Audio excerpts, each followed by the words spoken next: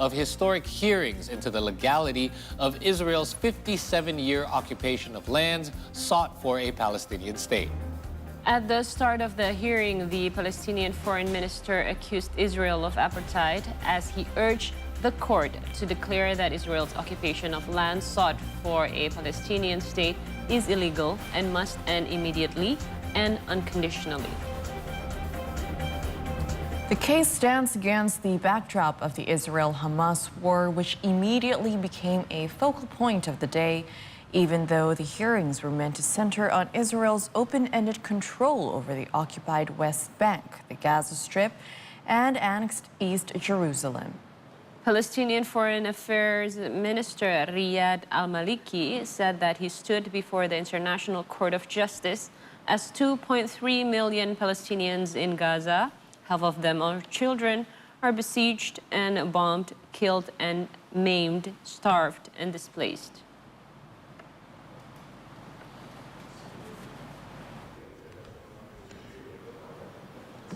In other news, Brazil's President Luiz Inácio Lula da Silva compared the Israel-Gaza war to the Holocaust in a speech in Ethiopia's capital on Sunday.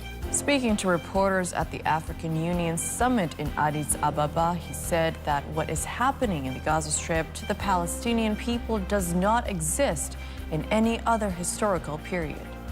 And he added that, in fact, it happened when Hitler decided to kill the Jews.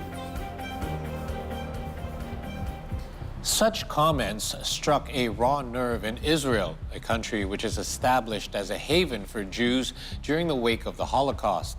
Israel rejects any comparisons to the Holocaust. Foreign Minister Israel Katz wrote on X that he had summoned Brazil's ambassador in Israel for a reprimand.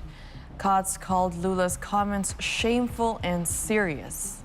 Lula's comments came after leaders at the summit on Saturday condemned Israel's offensive in Gaza and called for its immediate end. O que está acontecendo na faixa de Gaza com o povo palestino não existe em nenhum outro momento histórico.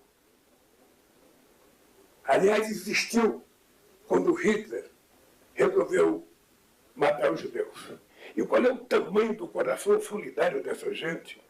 Que não está vendo que na faixa de Gaza não está acontecendo uma guerra, mas um genocídio. De que não é uma guerra entre soldados e soldados, é uma guerra entre um exército altamente preparado e mulheres e crianças.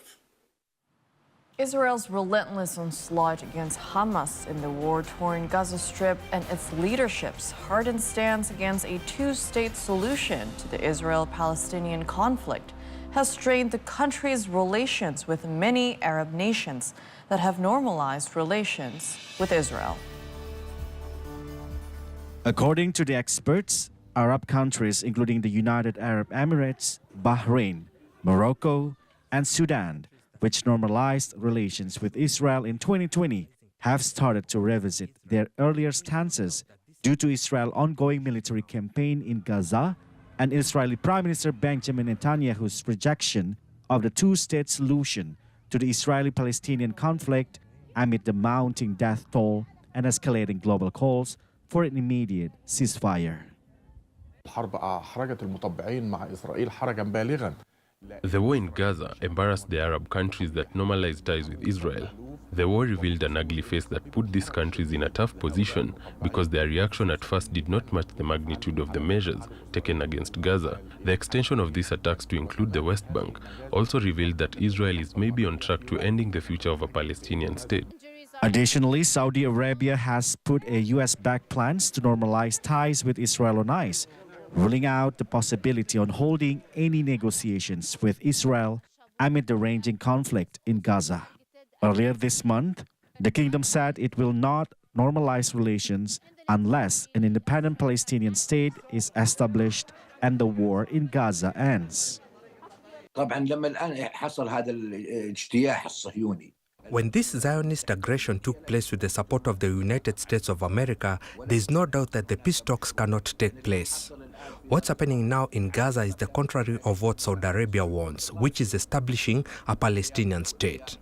Some Arab countries that took a positive initiative and showed goodwill by normalizing ties and recognizing Israel, there is no doubt that this idea has been tarnished now. The Israeli army, which launched a military operation in Gaza, has also been raiding the occupied West Bank at the risk of fanning the flames of violence it claims to be containing.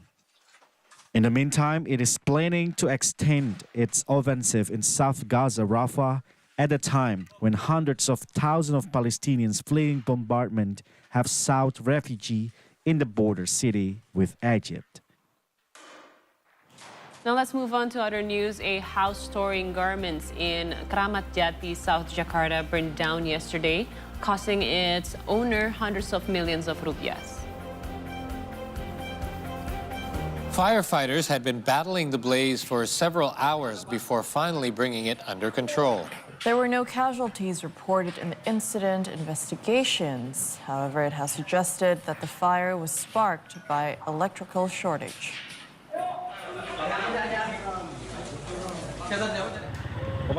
Elsewhere in Jambi, a mosque had a close call with fire, which got at a nearby home.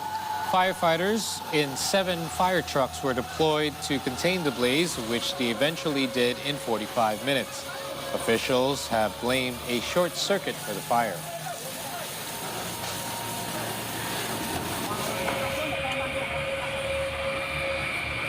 I don't know if you guys have noticed, there's been more and more reports of fires breaking out. A lot of this is happening in older buildings, and it may, obviously I don't know for sure, but it may have to do with the weather that has been happening lately. Because what happens in a lot of these older structures is you get rot in a lot of these walls, and then when you get rainwater dripping through to areas such as, you know, all the electrical systems are within the walls, that could cause a danger. So again, with all this uncertain weather as of late, it's been raining heavily at times, you should really make sure you know. I know in a couple of spots in my house, I always know if leaks start to happen, you need to get it fixed right away and make sure it's not near any electrical fixtures.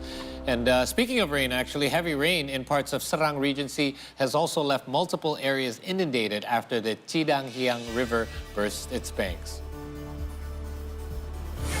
Many vehicles and livestock have been swept away by the currents, and footage has emerged showing waterlogged homes. No reports of casualties so far, as many already evacuated the areas beforehand.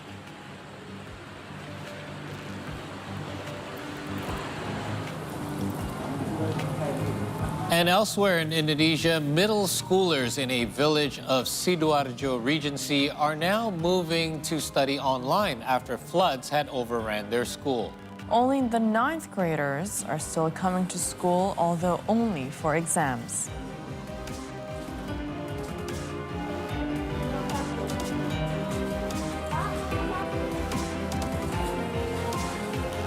All right, those were the news that we have for our first segment. Now we are up for our first short break, but we have news from around Indonesia when we come back, only on the C Morning Show. Stay with us.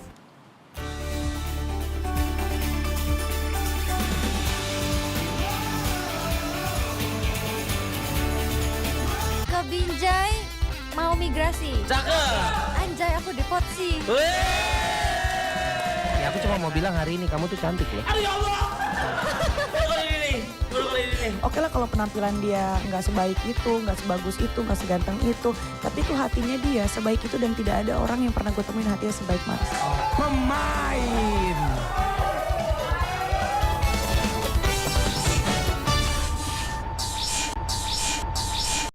Indonesian Foreign Affairs Minister Retno Marsudi addressed the UN Security Council during an open debate in New York. Ini adalah open debate Dewan Keamanan PBB ketiga mengenai Gaza dalam 3 bulan terakhir dan Indonesia hadir di ketiganya. Kenapa sih dia selalu mau eksis kalau aku syuting? Ijo sama yang merah ini tuh rumah pribumi, jadi aku taruh di dalam, makanya rasanya lebih welcome gitu. Modern banget.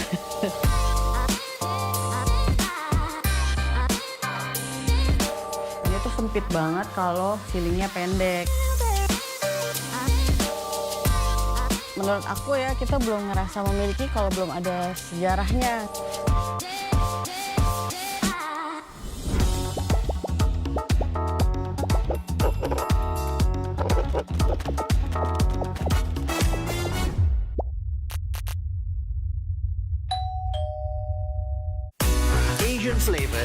is gaining more popularity around the world in the last decade.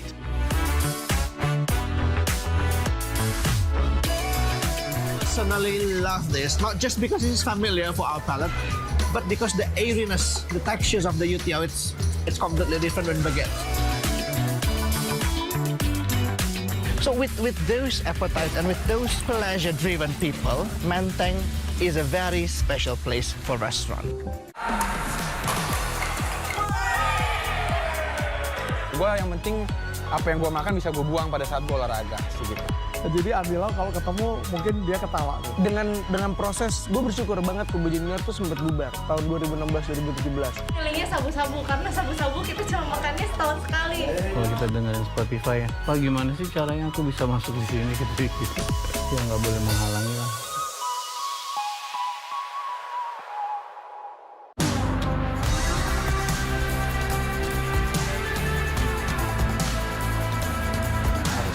Satu bukit sampai elevasi gua hari itu nyentuh 4.000-an lah. I kinda wanna die.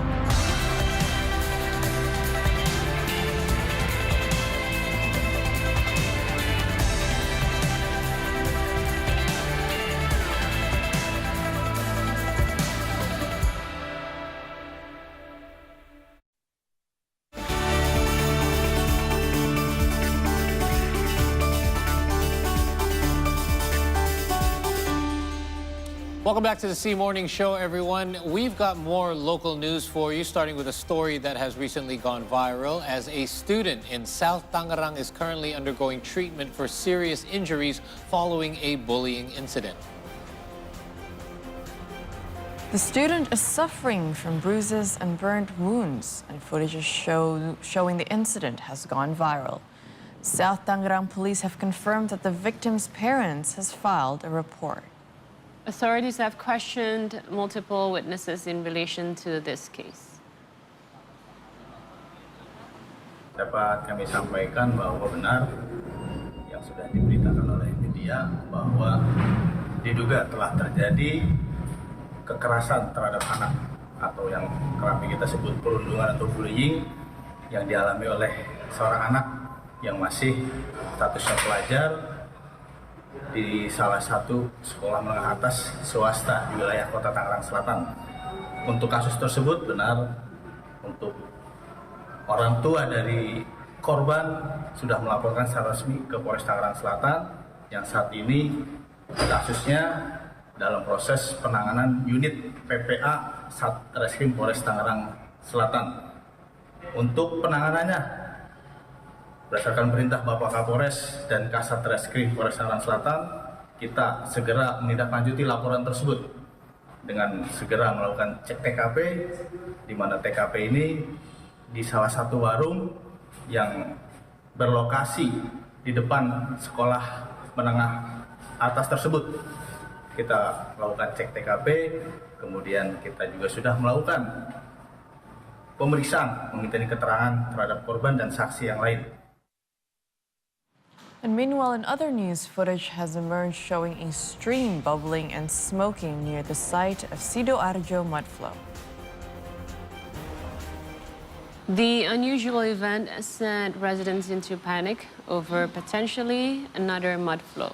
Officials from Porong Sub-District later visited the site after being notified, but were still unable to determine a cause.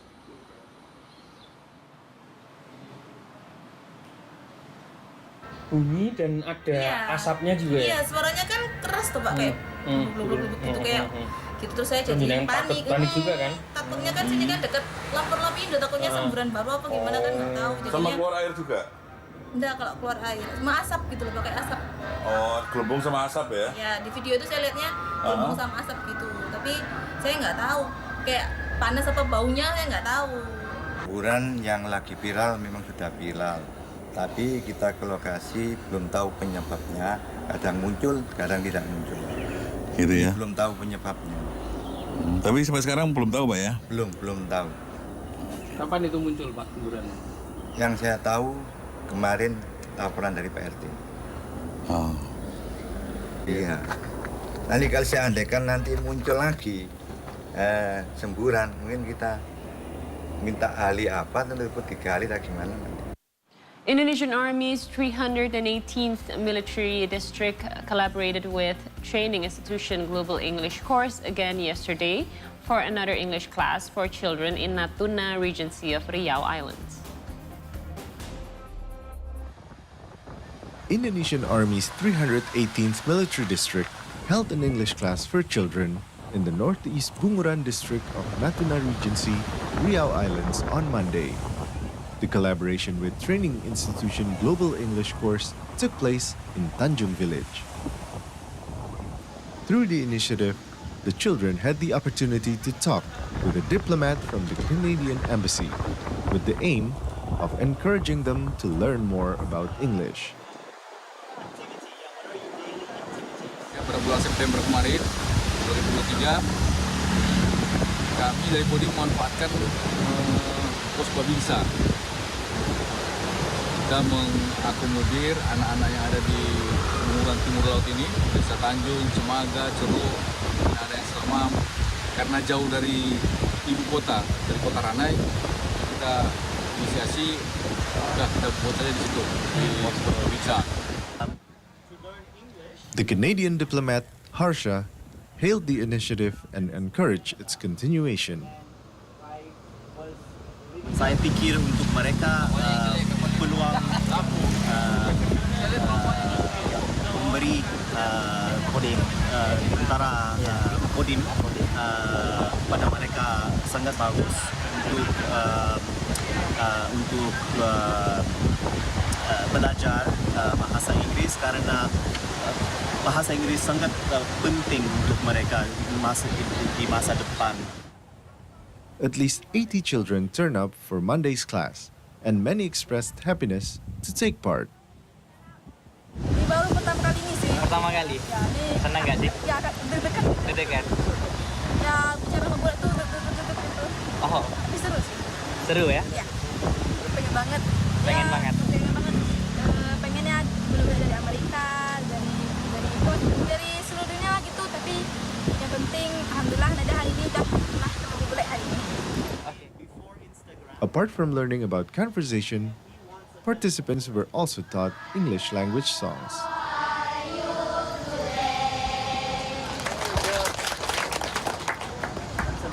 See Today contributor reporting from Natuna Regency, Riau Islands. Right, elsewhere in Indonesia, Indonesian President Joko Widodo on Monday inaugurated the General Soedirman National Defense Central Hospital, or RSPPN. And our news team was at the event and filed the following report. Indonesian President Joko Widodo inaugurated the expansion of Dr. Suyoto Hospital in Veteran South Jakarta. This hospital, now known as General Soedirman National Defense Central Hospital, or RSPPN, has 26 floors and 1,000 bed capacity. It is also completed with the latest medical equipment, including 3 Tesla MRIs for more accurate and detailed tissue imaging, cath lab, and a whole body X-ray. The president also integrated other 25 hospitals across Indonesia, which are under the operation of the Indonesian Defense Ministry and the Armed Forces. Pandemi COVID-19 memberikan pembelajaran kepada kita bahwa kesiapan fasilitas kesehatan sangat-sangat penting sekali. Dan apa yang telah dilakukan oleh Kementerian Pertahanan dalam membangun rumah sakit pertahanan,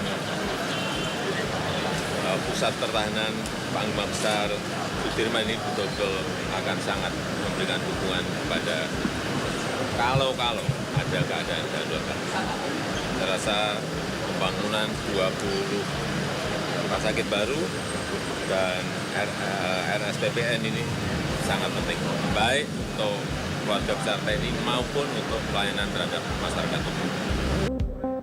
Presiden Widodo was also accompanied by Defense Minister Prabowo Subianto, Health Minister Budi Gunadi Sadikin, Investment Minister and Investment Coordinating Board Head Bahlil Lahadalia, First Commission Chair of the House of Representatives Meltia Hafid, and Acting Jakarta Governor Heru Budi Hartono.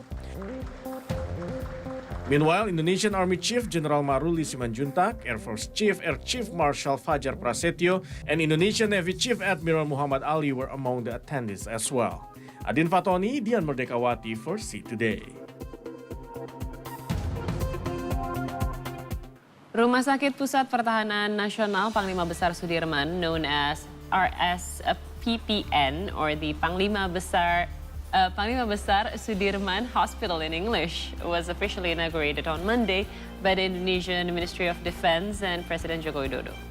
This new hospital is actually an extension of the Dr. Suyoto Hospital, which is located along the same street. Construction of this new hospital began 1.5 years ago. The hospital boasts the use of modern equipment with advanced technology and international standards to provide services for all patients. The following report offers a closer look at the hospital facilities. The Panglima Besar Soedirman National Defense Hospital in Bintaro, South Jakarta was officially inaugurated this morning. The hospital was established by the Indonesian Ministry of Defense, and construction began 1.5 years ago. It is the development of the Dr. Suyoto Hospital, which was previously located on the same street. The hospital boasts modern equipment and advanced technology, with 26 floors that include 50 emergency rooms, 90 intensive care units, and a maximum capacity of 1,000 beds. It also has various medical equipment and facilities, including medical rehabilitation programs for people with disabilities. The rehabilitation program provides prosthetic legs and bionic hands to help patients recover physically. This program is also designed to help armed forces soldiers injured in combat to return to duty using robotic technology and physiotherapy. Rumah sakit ini memiliki banyak sekali alat-alat kesehatan canggih. Di bidang radiologi contohnya, kita memiliki MRI 3 Tesla, kita memiliki CT scan 256 slices, kita memiliki suatu alat long tail radiologi digital.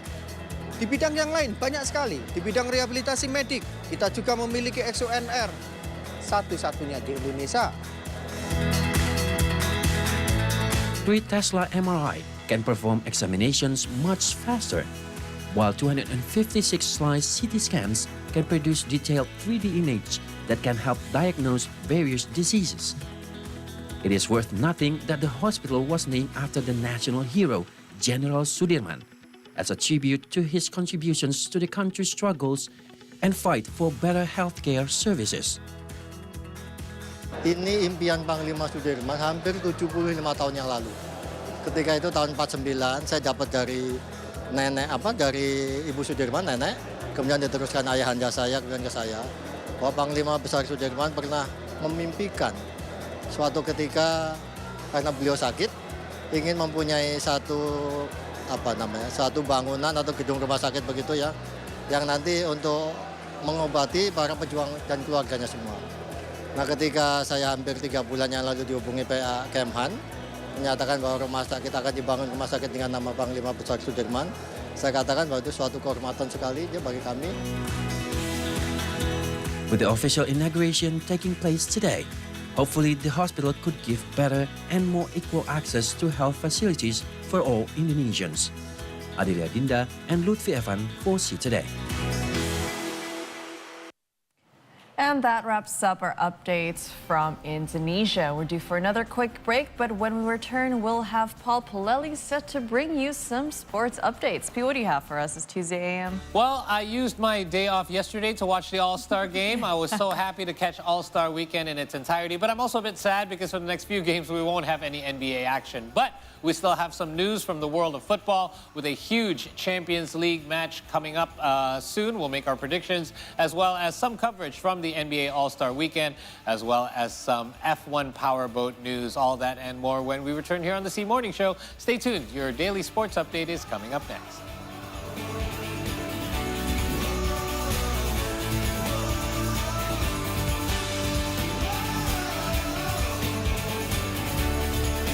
China Earthquake Network Center reported that the quake rocked the Heartwarming County in Aksu Prefecture shortly after 2 a.m. local time. Minister January Makamba was a guest in one of our news programs, a 3-hour news show yesterday. While he was in the studio, he used the opportunity to explain the current state of diplomatic ties between Tanzania and Indonesia. Indonesian Foreign Affairs Minister Retno Marsudi addressed the UN Security Council during an open debate in New York. Ini adalah open debate Dewan Keamanan PBB ketiga mengenai Gaza dalam 3 bulan terakhir dan Indonesia hadir di ketiganya.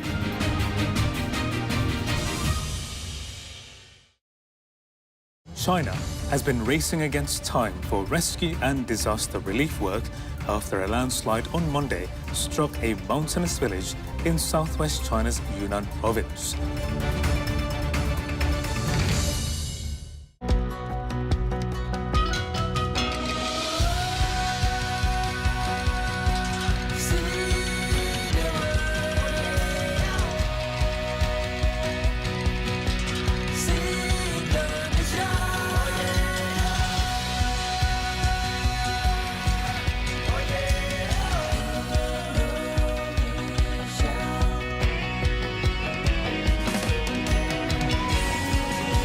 So spicy. Absolutely delicious. You know, it's actually pretty good.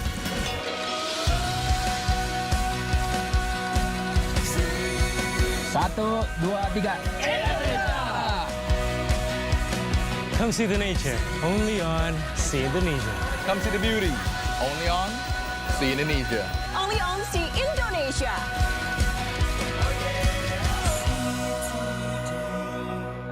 Teman bicara Maman adalah ruang tanpa sekat. Teman tuli gini, Winda, kamu S1-nya psikologi ya? Iya.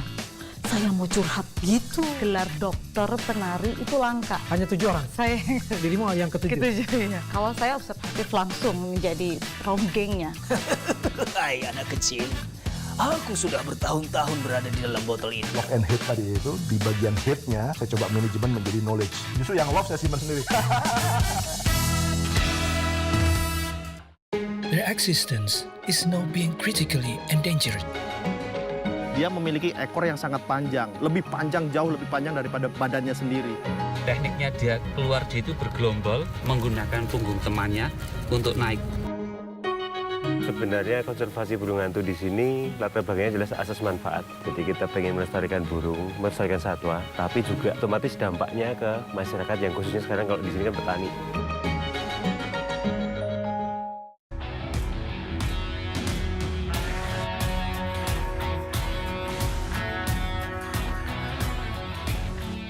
Hi, everyone. Welcome back to the C Morning Show. It is 6:30 in the a.m. and time for some sports news. We're going to kick off with some football updates from the Premier League as Crystal Palace have appointed Oliver Glasner as their new manager, having announced earlier on Monday that Roy Hodgson had stepped down from the role. Glasner, who led Eintracht Frankfurt to the Europa League victory in 2022, has agreed to a 2-year deal with the Premier League club. Palace announced Hodgson's departure just hours before their league match against Everton and said that the 76-year-old was hospitalized after falling ill during a training session on Thursday.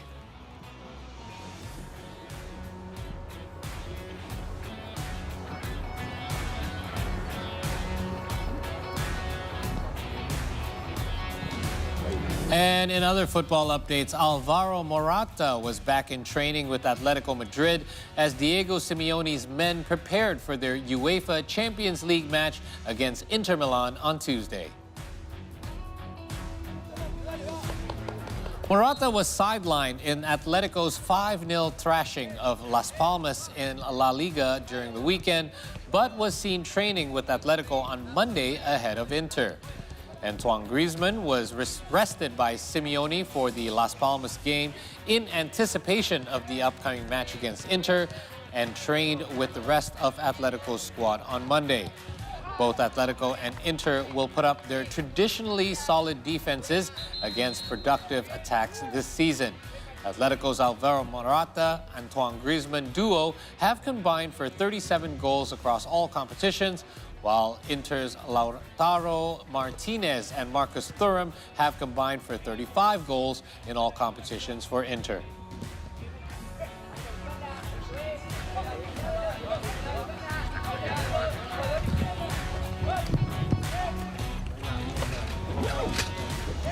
So let's first preview Inter Milan. The Nerazzurri have lost just one of their last 13 games in UEFA's top club competition. The lone defeat coming against Manchester City in the 2023 final, while keeping no fewer than 8 clean sheets in the process.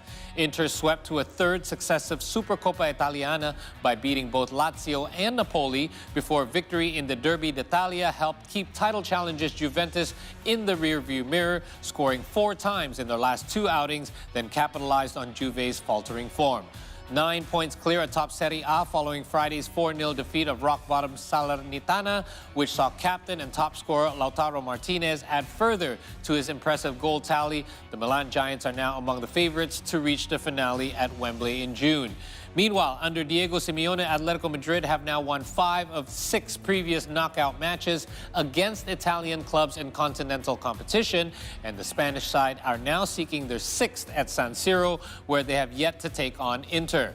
While Atletico trail behind city rivals Real Madrid in La Liga, they occupy 4th place. Simeone's sides blitz through their way in the Group E through the autumn, scoring 17 Champions League goals this season, already their best tally this decade alone. Meanwhile, Alvaro Morata, we mentioned, notched 5 in 6 games, the most by a Spanish player since Atletico's run to the final in 2014, as Lazio, Feyenoord and Celtic were swept aside in an unbeaten group stage campaign. However, they have been pretty inconsistent since. Warming up for the trip to Milan with a 5-0 win over Las Palmas saw them end a 3-game streak without victory and continue a magnificent run of results at the Metropolitano this season. 12 wins and 1 draw represents by far the best home record in Spain's top flight. On the road, though, Atletico have won only 4 times this season, and they are sure to be put under pressure by an Inter side that rarely loses at home. Let's move on now from football to some basketball news from NBA All-Star Weekend. The big main attraction of the game had taken place yesterday, and MVP Damian Lillard of the Milwaukee Bucks scored 39 points as the Eastern Conference All-Stars defeated their Western counterparts 211-186 on Sunday's record-setting All-Star game. Let's check out the highlights. The East beat the West on Sunday's NBA All-Star Game, with the winners putting up the most points in the game's 73 years history to finish the game 211-186. Shooting from half court as well. His second half-court shot of the game. Jaylen Brown of the Boston Celtics had 36 points, and Tyrese Haliburton from the hometown Indiana Pacers finished with the 32 for the East. Meanwhile, Giannis Antetokounmpo had 23 points and Jason Tatum finished with 20. Karl Anthony Towns of the Minnesota Timberwolves scored 50 points for the West in just 28 minutes, and Shai Gilgeous-Alexander of the Oklahoma City Thunder netted 31. All-Star MVP Damian Lillard of the Milwaukee Bucks scored 39 points, ending the scoring in style with a 44-footer. A flat tire. Oh my goodness! He made 11 three-pointers on the night, with the official distance of those recorded at 347 feet. A typical NBA three-pointer is 24 or 25 feet, but Lillard averaged 31.5 feet on his threes. Defense was optional, sometimes accidental. There were 14 steals, most of those coming off wayward passes, and there were even 3 blocked shots. Otherwise, it was shooting practice. And the tone was set quickly. Haliburton had 5 three-pointers in a wild span of just 1 minute and 32 seconds in the first quarter, helping the East take a 53-47 lead after the opening 12 minutes. Always a great All-Star Weekend performer. After being named the game's MVP, Damian Lillard joins Michael Jordan as the only other player in league history to win a Saturday night event and to be named MVP in the same All-Star Weekend. So you may know that Lillard had previously, the night before, won the 3-point contest, edging out the Minnesota Timberwolves' Karl Anthony Towns and the Atlanta Hawks' Trae Young in the final round. Meanwhile, Jordan had won the dunk contest back in 1988. Speaking of Towns, he had a noble effort as a runner-up on Sunday as well, leading the Western Conference All-Stars with 50 points in 28 minutes to become just the 4th player in All-Star game history to reach the 50-point plateau. However, Lillard was playing for the winning side And he did have some competition as well from the East in the Indiana Pacers point guard Tyrese Halliburton and the Boston Celtics shooting guard Jaylen Brown. Halliburton, the hometown favorite, finished with 32 points on 11 of 15 shooting, 7 rebounds, and 6 assists. He outscored the Western Conference All-Stars single-handedly 15-14 to start the game. He went 5 of 5 from the field before missing a heat check from 34 feet away. Meanwhile, Jaylen Brown, who was a finalist in the dunk contest the night before, had 36 points. He went 15 of 23 from the field, along with 8 rebounds. And his surge late in the third quarter helped regain control of the game for the East after the West had come within 12 points. Meanwhile, back to Lillard in his 8th appearance and first as a starter. He won 7 out of 12 votes for the award. Halliburton gained the other 5. And Lillard may have sealed his case as he was able to grab a rebound and hit a almost half-court shot from 41 feet to boost his total to 33 points and the Eastern lead to 132-105. He added 6 more points in the fourth. To cap his night, he finished 14 of 26 from the field, including 11 three-pointers from 23 attempts, along with 6 assists. And along with his 11 three-pointers on Sunday, Damian Lillard now joins Stephen Curry and LeBron James as the only players with 40 or more three-pointers in the All-Star game for their careers. LeBron James has 40 and Steph Curry has 52. Still a chance for Lillard to catch up.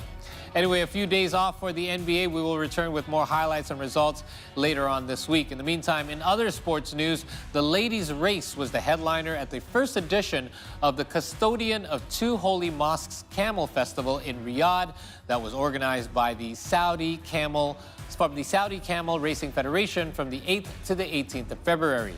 This marks only the second year that women have been permitted to race in a sport where robot jockeys are a regular sight.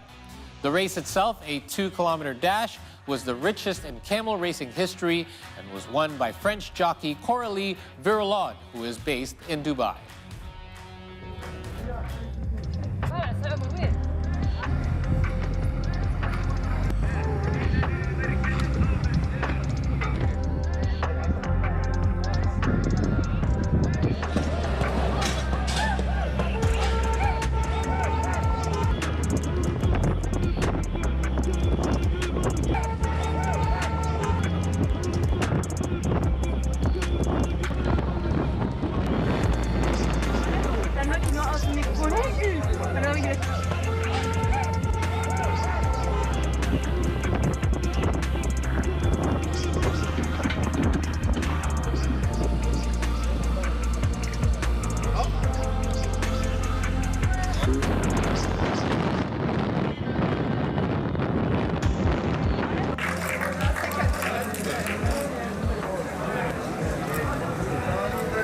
Very good race where I won finally. We have been training for many months. I mean, I've been riding for 2 years now, training every week, or twice a week in Dubai. It's where I'm based, where we compete also. And today was a very well organized race. We didn't face any issue, any challenge.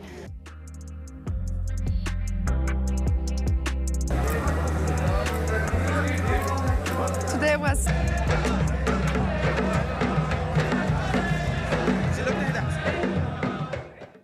And finally, Indonesia will once again be hosting the Formula One Powerboat World Championship this March after a successful stint last year that brought in over 1.6 trillion rupiahs in revenue.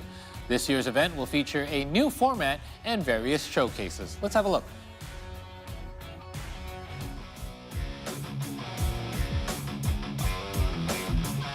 Indonesia will host this year's Formula One Powerboat World Championship at Lake Toba. Under a new format, 18 racers from 9 countries will compete for the world title.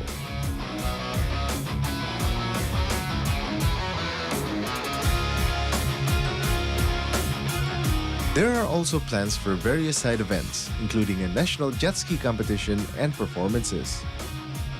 State-run tourism company, InJourney, held a press briefing in Jakarta on Monday about the race.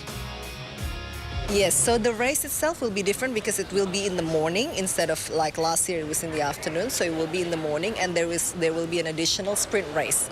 So sprint race is whereas the race is actually 40 minutes, but the sprint race is actually who can race the fastest within one lap.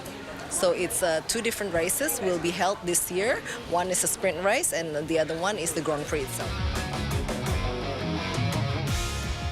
Confirmed performers include Adaben, Raja, and Wali.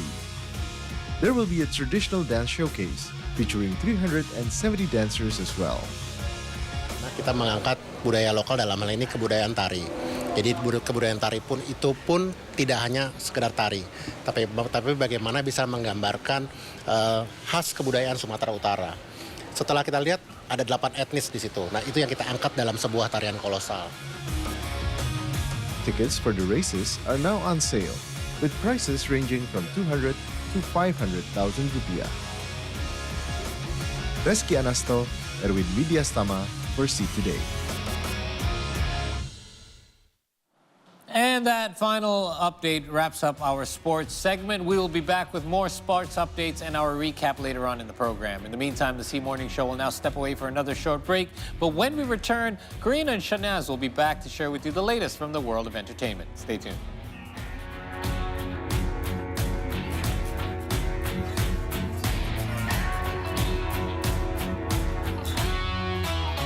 The Indonesian State-Owned Enterprises Ministry has underlined its commitment to supporting small and medium enterprises by launching vending machines at Soekarno-Hatta International Airport.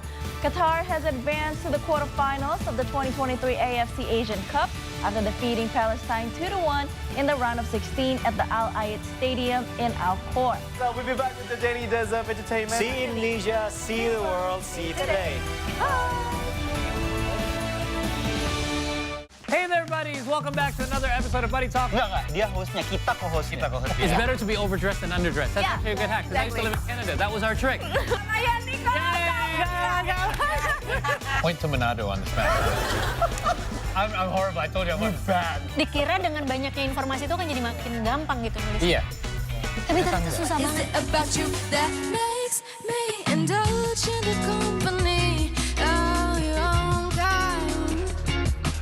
And we have more business updates right here from our nation, where the Association of Indonesian Automotive Manufacturers, or GAIKINDO, reported that over 1 million vehicles were sold in Indonesia last year. The Indonesian government has announced plans to allocate around 4.8 billion rupiahs for this year's pre-employment program. Now, the program aims to help boost economic recovery, especially for those affected by COVID-related layoffs. The Indonesian government is once again providing food aid in the form of rice reserves to support the public amid higher prices of the commodity in the market. Stok bulog sekarang ini alhamdulillah masih pada posisi yang baik. Masih 1,4 juta ton. Kind of 10 days, the priority has been getting to California and making the miles and saving our money as best we can. But we're going to ride 80 miles tomorrow. We've just ridden 70 and we're all starving. Took the first couple of corners and felt pretty comfortable, so I thought I might get it. So that was just too much rear brake, stalled the engine. The end of the first day of competition. The winner of the challenge today was Brody. Revealed today by generations unborn when they weave their spell. The Cup of Dreams. It's football's biggest prize on the greatest stage.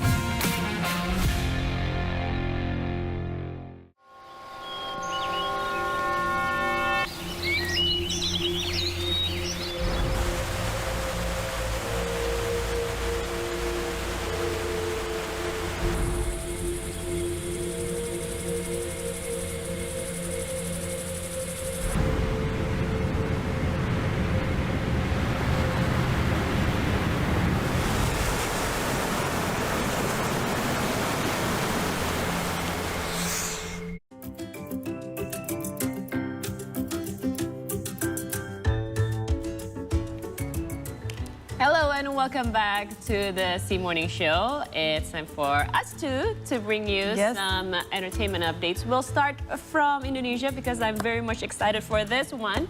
After its global journey through Europe and Asia, the film Women from Rote Island, which won 4 Image Trophy Awards in 2023, will soon hit theaters in Indonesia at the end of this Yes, February. that's right, Shanaz. And starring a local cast from East Nusa Tenggara, the film sheds light on discrimination and centuries-old traditions that marginalize women as second-class citizens in society. It also amplifies the voices of women from remote villages who are often overlooked. Let's check it out. Mama Marta, tadi potong ada omong. Kalau Marta son pulang, Pasti pulang, Bapak. pasti pulang. Pasti pulang. Mama! A new film featuring women from Rote Island is set to be released in theaters, showcasing their struggle against sexual violence in Indonesia. Seperti yang Mama sudah pernah bilang, sebagai laki-laki yang terlahir dari kelamin yang berdarah, Marta, kita minta maaf. The movie stars local celebrities from East Nusa Tenggara, including Irma Rihi, Linda Ado, Salum Ratu, and Fan Jove, portraying the women's experiences with sexual violence and the challenges they face in seeking justice due to cultural norms and complex legal processes. Penjahat kelamin. Director Jeremias Nyangon shared the idea for the film came from his desire to create a work for Indonesian women addressing the issue of sexual violence. Anjing saya nggak bisa skala serigala. Karena sama-sama anjing toh? It took him around a year and 8 months to develop the screenplay and find the perfect filming locations. Nyangon hopes the audience will not only be captivated by the beauty of Rote Island, but also gain a deeper understanding of the mental health struggles.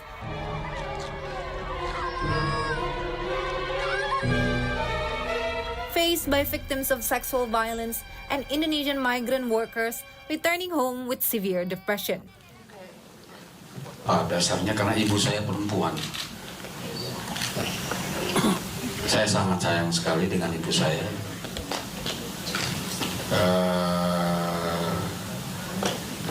Ya saya pengen bikin sesuatu untuk dia, untuk perempuan, untuk mama-mama, untuk emak-emak, dan segala macam. Itu awal yang ada di kepala saya. Kemudian saya melakukan riset kecil atau workshop. Lahirlah tema cerita yang kita tonton bersama ini. Dan kebetulan kali ini saya mendapatkan pemain yang lokal. Saya yang ada itu saya olah gitu loh. Karena ada beberapa alasan kenapa saya menggunakan pemain organik ini, karena saya tidak ingin kehilangan soul-nya, saya tidak ingin kehilangan dialeknya, dan saya butuh magic kecil untuk memperkuat film yang mungkin kalau saya menggunakan aktor yang sudah jadi membutuhkan waktu yang sangat panjang untuk latihan gitu. Mereka juga berlatih dengan sungguh-sungguh dengan waktu yang cukup panjang, kurang lebih 3 bulan gitu. Plus minus lah mas, tapi saya lebih mengutamakan nilai value dari permainan para aktor saya. During the filming of a movie, Irmi Rihi had to conduct extensive research by watching movies with similar themes to better understand her role. She portrays the character of Marta, who goes through trauma and depression due to sexual violence. Irma's role requires her to express Marta's emotion mostly through facial expressions, as there isn't much dialogue. Ini film pertama saya yang membuat saya amazing bisa ada di sini. Oke, awal mulanya itu saya juga ditodong seperti Mama Opa. Saya dicari oleh Kakak William. Dari teman-teman ke teman, jadi sampailah ke Kak William dan kita bertemu. Dia menceritakan sedikit ceritanya dan saya sangat tertarik. Kebetulan ini juga menceritakan tentang keluarga dan juga kesehatan mental, dan bagi saya itu sebuah tantangan. Woman from Rote Island is a movie about Mama Orpa, played by Linda Ano, who awaits the return of her eldest child, Marta, portrayed by Irma Rihi from Sabah, Malaysia. Marta's return brings more pain as she has suffered physical and sexual abuse. The movie follows Orpa's struggle to seek justice for her daughter, an old woman in the community. The film has won several awards in Festival Film Indonesia last year, including Best Feature Film, with nomination for Best Director, Best Original Screenwriter, and Best Cinematography.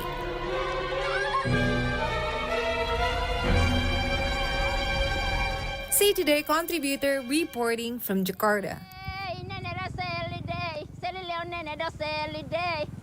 I think it's going to be a really good one. Yeah, me too. I really want to watch this one, and I've read the reviews, and the reviews are all very fantastic. Yeah. I think it's going to be great, and you should watch it too. Yeah, I love the storyline, and it's shedding a light on a territory here in Indonesia that's usually not getting much exposure, so it's really nice that they're highlighting that. Yes, and us as a city girls, as a city woman, we don't know the struggle of this women, right? Yeah.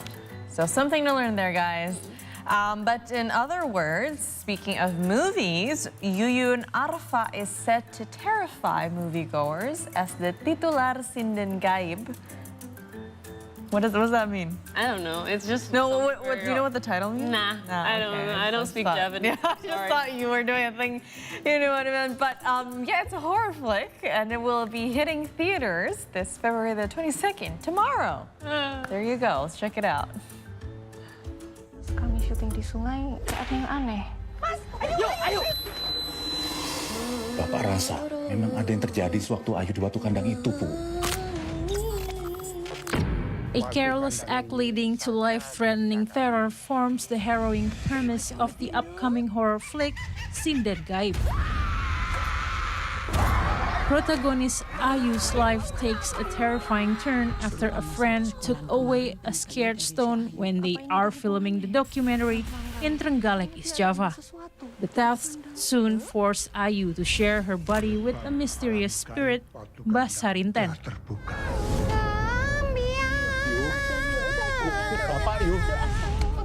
Produced by Chan Parwes Servia and directed by Fauzan Rizal, the film stars Sarah Fahira as Ayu and Yuyun Arfah as Mbah Sarinten.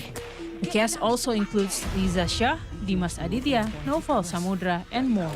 Ini memang udah keluar kemampuan kita. Sinden Gaib bring its spine-chilling cinematic experience that explore the terrifying consequences of unintended actions to theaters nationwide on February the 22nd.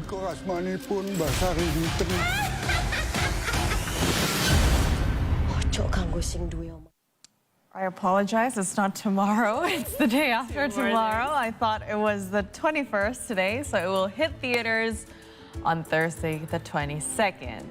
But we're going to move on to some music updates. And this is my favorite because it really hits how I've been listening to them since I was in middle school. Yes, the Jonas Brothers will be performing for the first time here in Indonesia with the tour. Concerts literally called the tour. Celebrating their 5th album. I'm low-key freaking out here. So the American music group, the Jonas Brothers, are brought to Indonesia for the first time by the promoter Color Asia Live. In addition to Indonesia, they will also have a concert in the Philippines on February 22nd, 2024. Yes, and interestingly, the promoter Color Asia Live has interfered to persuade Jonas Brothers to perform in Indonesia by introducing Indonesian culture. This is evident in the concert announcement poster for the tour in Jakarta, which features an image of the national monument Monas to emphasize the cultural aspect. The tour concert by the Jonas Brothers will take place at the International Convention Center Convention Exhibition, ICE BSD City, South Tangerang on Saturday, February 24th, 2024. Tickets for the Jonas Brothers concert are still available at the time of writing this news and can be purchased through www.jonasbrothersjakarta.com. So have you purchased yours? You know, I'm going to be really embarrassed to say this, but it's one of those things that you see pop up on social media and you're like, oh my goodness, the Jonas Brothers are coming. I have to get tickets. And then all of a sudden, it's this week.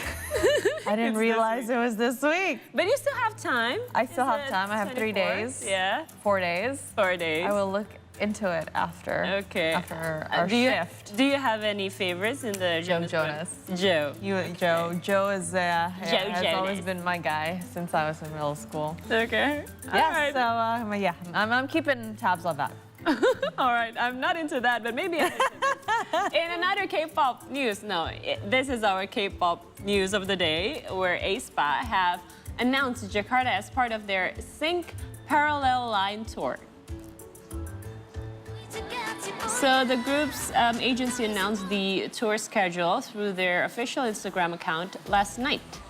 The show has been scheduled for August the 24th, but the venue and other details are yet to be announced. aespa will kick off the tour with a 2-day show in Seoul on June the 29th before heading to Japan and other destinations including Singapore, Hong Kong, and Sydney, among others. There's also a possibility that the tour may extend to additional cities. I bring all the drama, I bring drama, with my girls in the back. It's hard not to dance when you hear their songs. K-pop songs are very catchy. Yeah, and very dancey. Yes, it gets you into the mood. All right, now we're still talking about K-pop because Les Seraphim have dropped their third mini album, Easy, alongside a music video for its title track. Aside of Easy, the mini album consists of 4 more tracks, including Good Bones, Swan Song, Smart, and We Got to So Much. I don't know why that was a mouthful. We got to so much. Les Seraphim released their third mini album, Easy, and the music video for its title track on Monday. The release marked their first new music of 2024 and first body of work since 2023's Unforgiven. The video shows 5 members strutting into what looks like church and dancing to the tune. Easy is a blend of R&B and trap, while the choreography is rooted in old school hip-hop, all of which are somewhat distant from the group's previous release. The press release says that while previous release focused on strong and addictive tunes, with Easy, the addictiveness comes in a gentle manner, and listeners will be humming in the melodies in no time.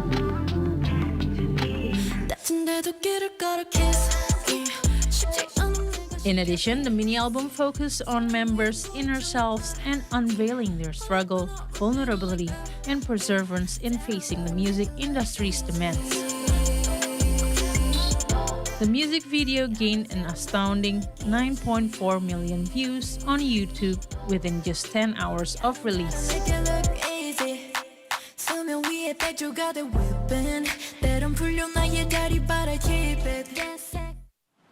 And that wraps up our entertainment updates for the hour. We'll have more later on towards the end of the show, so make sure you stay tuned for that.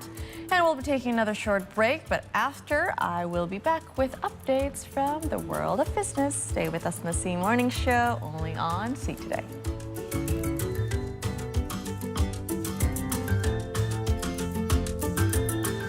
Berangkat aja dulu, kerjakan apa yang ada di depan kalian. Setidaknya kalian hari ini walaupun tidak mendapatkan uang, tapi kalian mendapatkan kesempatan. Walaupun di awal-awal itu banyak sekali rintangan dan tantangan. Kalian berproses aja dulu, jalan aja dulu. Kalau udah waktunya kalian untuk dapetin uang akan datang nyamperin kalian.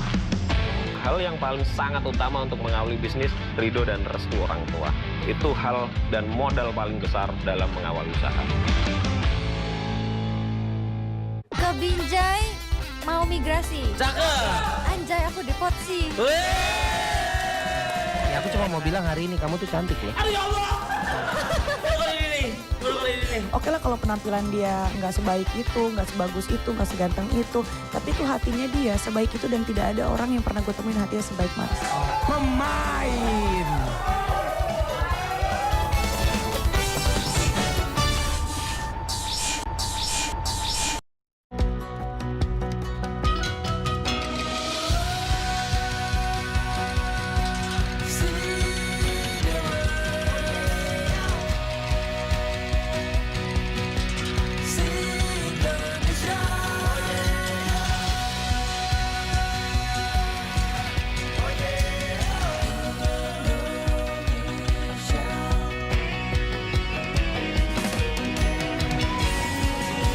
So spicy.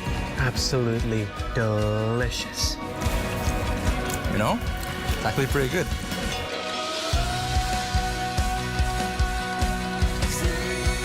Satu, dua, tiga.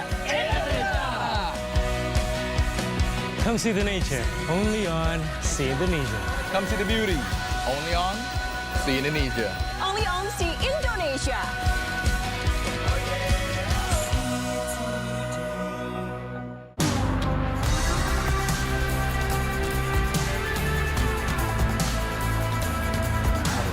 Satu bukit sampai elevasi gua hari itu nyentuh 4.000-an lah. I kinda wanna die.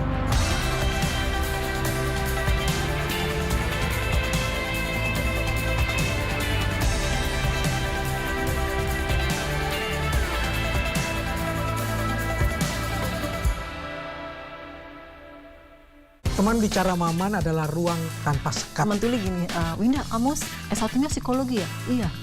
Saya mau curhat gitu. Gelar dokter penari itu langka. Hanya 7 orang? Saya. Dirimu yang ke-7? Ke-7, ya. Kalau saya observatif langsung menjadi ronggengnya.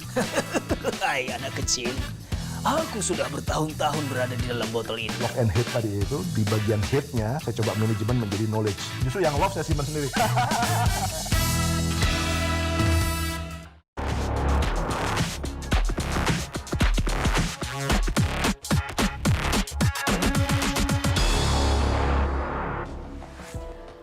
Welcome back to the C Morning Show, still with us on C Today. Now it is past 7 in the a.m., which means it is time for some business updates. We kick off with the number of investors that is in the Indonesian Stock Exchange, or IDX, that is continuing to grow year after year and is not affected by the election results. It even hopes to reach 2 million new investors this year. Indonesia Stock Exchange, or IDX, remains in a neutral position to reach 2 million new investors in 2024. IDX Business Development Director Jeffrey Hendrick stated on Monday that whether the general elections lasted one or more rounds, it will not affect the amount of investors in the Indonesian stock market. Bursa pada posisi yang tidak menempatkan posisi dimanapun dalam konteks pemilu. Ya, jadi apapun kegiatan pemilu itu, bursa sudah punya program kerja yang dilakukan dan itu harusnya tidak terdampak. Investor growth is currently on track after 170,000 new investors joined the market by the end of January 2024. Nugrahanto Margo for C Today. The Malaysian ringgit nearly hit its lowest level on February 19th amid a slowdown in the country's exports. The currency is also at risk of surpassing the level due to a stronger U.S. dollar. The Malaysian ringgit fell about 2% further to reach 4.885 per US dollar on Monday. This puts the currency at its lowest level since 1998, when the Asian financial crisis devastated the region's currencies. Meanwhile, the ringgit has dropped nearly 4% in 2024 so far against the US dollar on a year-to-date basis. Several factors influenced the steep weakening of the ringgit, including the decline in exports, the political instability during the Anwar Ibrahim administration, and the strengthening of the US dollar. Additionally, China's economy is also experiencing difficulties that are detrimental to Southeast Asian countries. Hence, investors will monitor inflation data this week while waiting for efforts from the Bank of Malaysia to maintain interest rates and support its currency.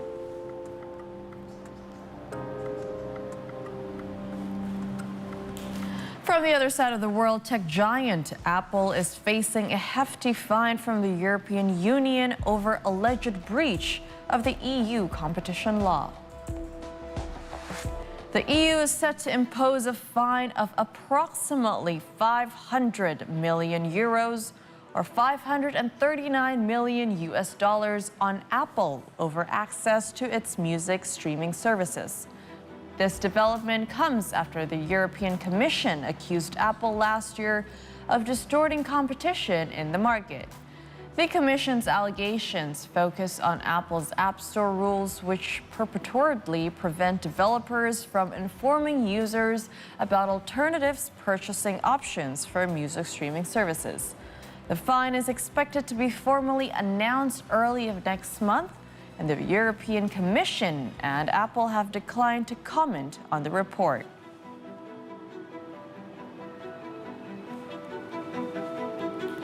From Japan, shares of Nintendo slumped in Tokyo, trading on Monday after exports that its next-generation console will be delayed until early 2025 from later this year. About $10 billion of Sony's stock value was wiped out last week after the company cut sales projections for its flagship PlayStation 5 console for this year's fiscal year.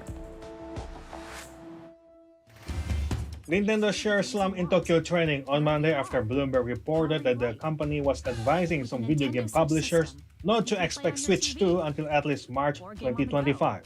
The company had previously projected a launch for this year. Shares sank 5.84% to 8,346 yen by closing hours after sinking by 7.3% earlier in the day. The delay will see Nintendo miss the key year-end holiday shopping season this year amid slowing sales of the Switch as the console nears the end of its life cycle. Parental controls are available as needed. Incompatible games. Launched in 2017, the Switch is the third highest-selling console of all time, behind the Nintendo DS and Sony's PlayStation 2. Nearly 140 million units have been sold in the console's lifetime. And saved to your album. Meanwhile, around $10 billion of value was wiped off Sony's stock last week after the Japanese tech giant cut its sales forecast for its flagship PlayStation 5 console for the fiscal year. Analysts thought a bigger issue for the company are its declining margins in its key gaming business. They were also watching another key metric, that is the operating margin in the business, which came in just under 6% for the fourth quarter. Serkan Toto, CEO and founder of Tokyo-based consultancy Kantan Games, said he believed hardware production costs have actually come down since the PlayStation 5 is more than 3 years old and Sony will have better economies of scale by this time. He added that part of the reason why margins are being squeezed more recently is that software production costs have been rising. And that's all the business updates that we have for you for this morning. We'll be taking another short break, and right after, the three of us will be back on the main desk with some viral news. Stay with us.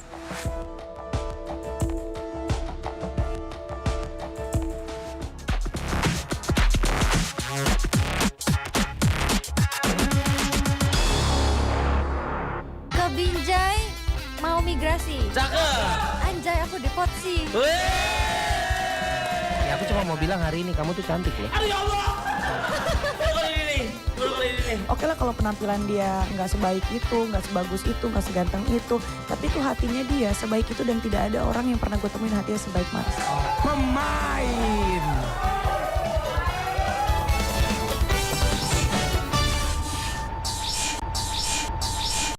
Indonesian Foreign Affairs Minister Retno Marsudi addressed the UN Security Council during an open debate in New York. Ini adalah open debate Dewan Keamanan PBB ketiga mengenai Gaza dalam 3 bulan terakhir dan Indonesia hadir di ketiganya. Kenapa sih dia selalu mau eksis kalau aku syuting? Ijo sama yang merah ini tuh rumah pribumi, jadi aku taruh di dalam, makanya rasanya lebih welcome gitu. Modern banget.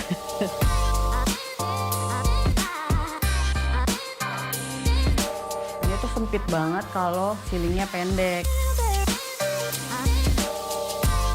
Menurut aku ya, kita belum ngerasa memiliki kalau belum ada sejarahnya.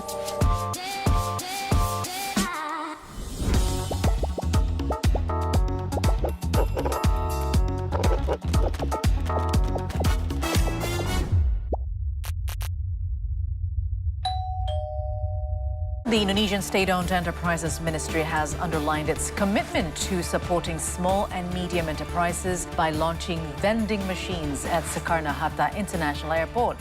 Qatar has advanced to the quarterfinals of the 2023 AFC Asian Cup after defeating Palestine 2-1 in the round of 16 at the Al-Ayed Stadium in Al-Khor. So we'll be back with the daily dose of entertainment. See Indonesia, see the world, see today. Hey there, buddies! Welcome back to another episode of Buddy Talk. Enggak, dia hostnya, kita co-hostnya. It's better to be overdressed than underdressed. That's actually a good hack, because I used to live in Canada. That was our trick. Point to Manado on this map. I'm horrible. I told you I'm bad. Dikira dengan banyaknya informasi itu kan jadi makin gampang gitu nulisnya. Iya. Tapi ternyata susah banget. About you that makes me indulge in the company of your own kind.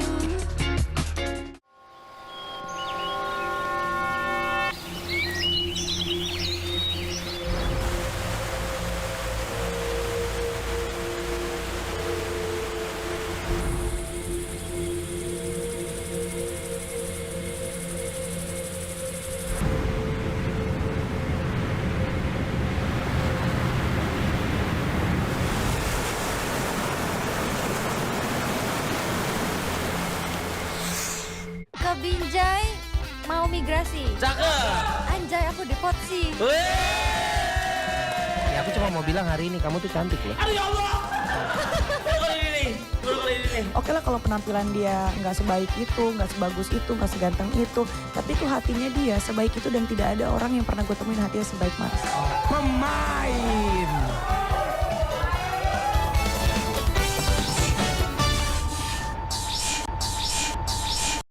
Indonesian Foreign Affairs Minister Retno Marsudi addressed the UN Security Council during an open debate in New York. Ini adalah open debate Dewan Keamanan PBB ketiga mengenai Gaza dalam 3 bulan terakhir dan Indonesia hadir di ketiganya. Kenapa sih dia selalu mau eksis kalau aku syuting? Ijo sama yang merah ini tuh rumah pribumi. Jadi aku taruh di dalam, makanya rasanya lebih welcome gitu. Modern banget.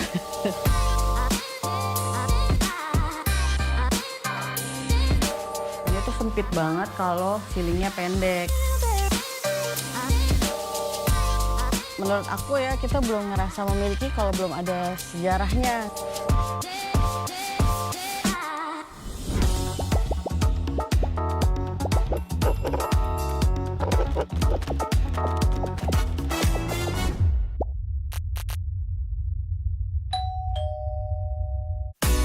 Asian flavors is gaining more popularity around the world in the last decade.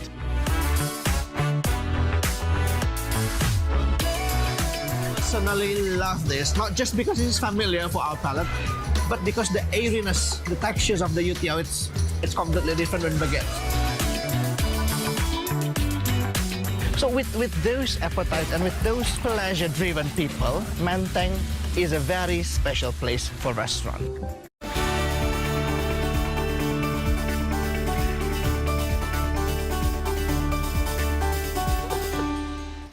Welcome back to the C Morning Show, everyone. It's 7:15 in the a.m. and time for some viral news of the week. We have plenty of stories to share with you. Starting with our first one, a graveyard was demolished in Kabonga Besar Village, Donggala Regency in central Sulawesi on Sunday.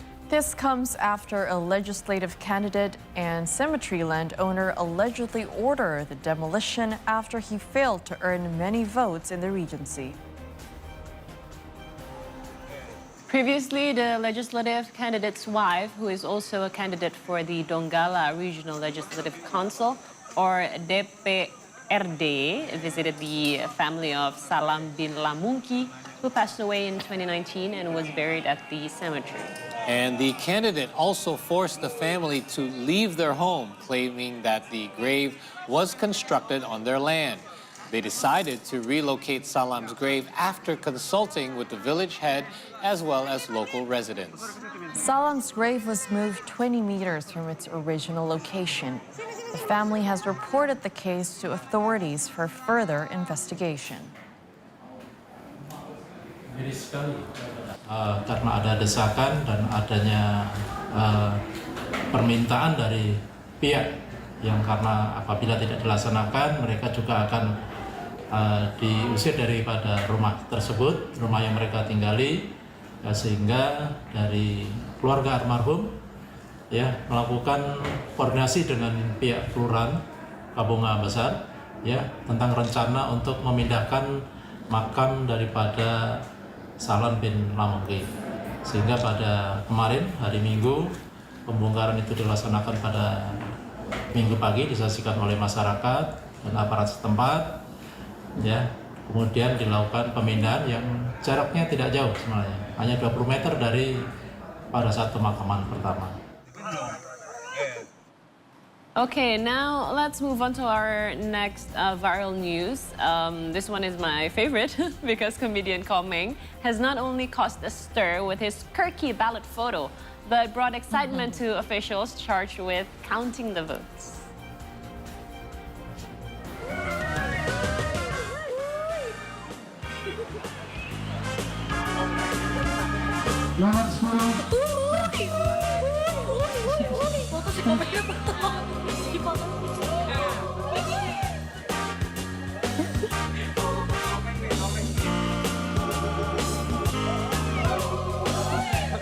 Yes, you heard it right. Those are chants of "Uhuy" as officials took to chanting the trademark chant from Komeng to validate votes for this senator candidate, with locals also joining in the fun.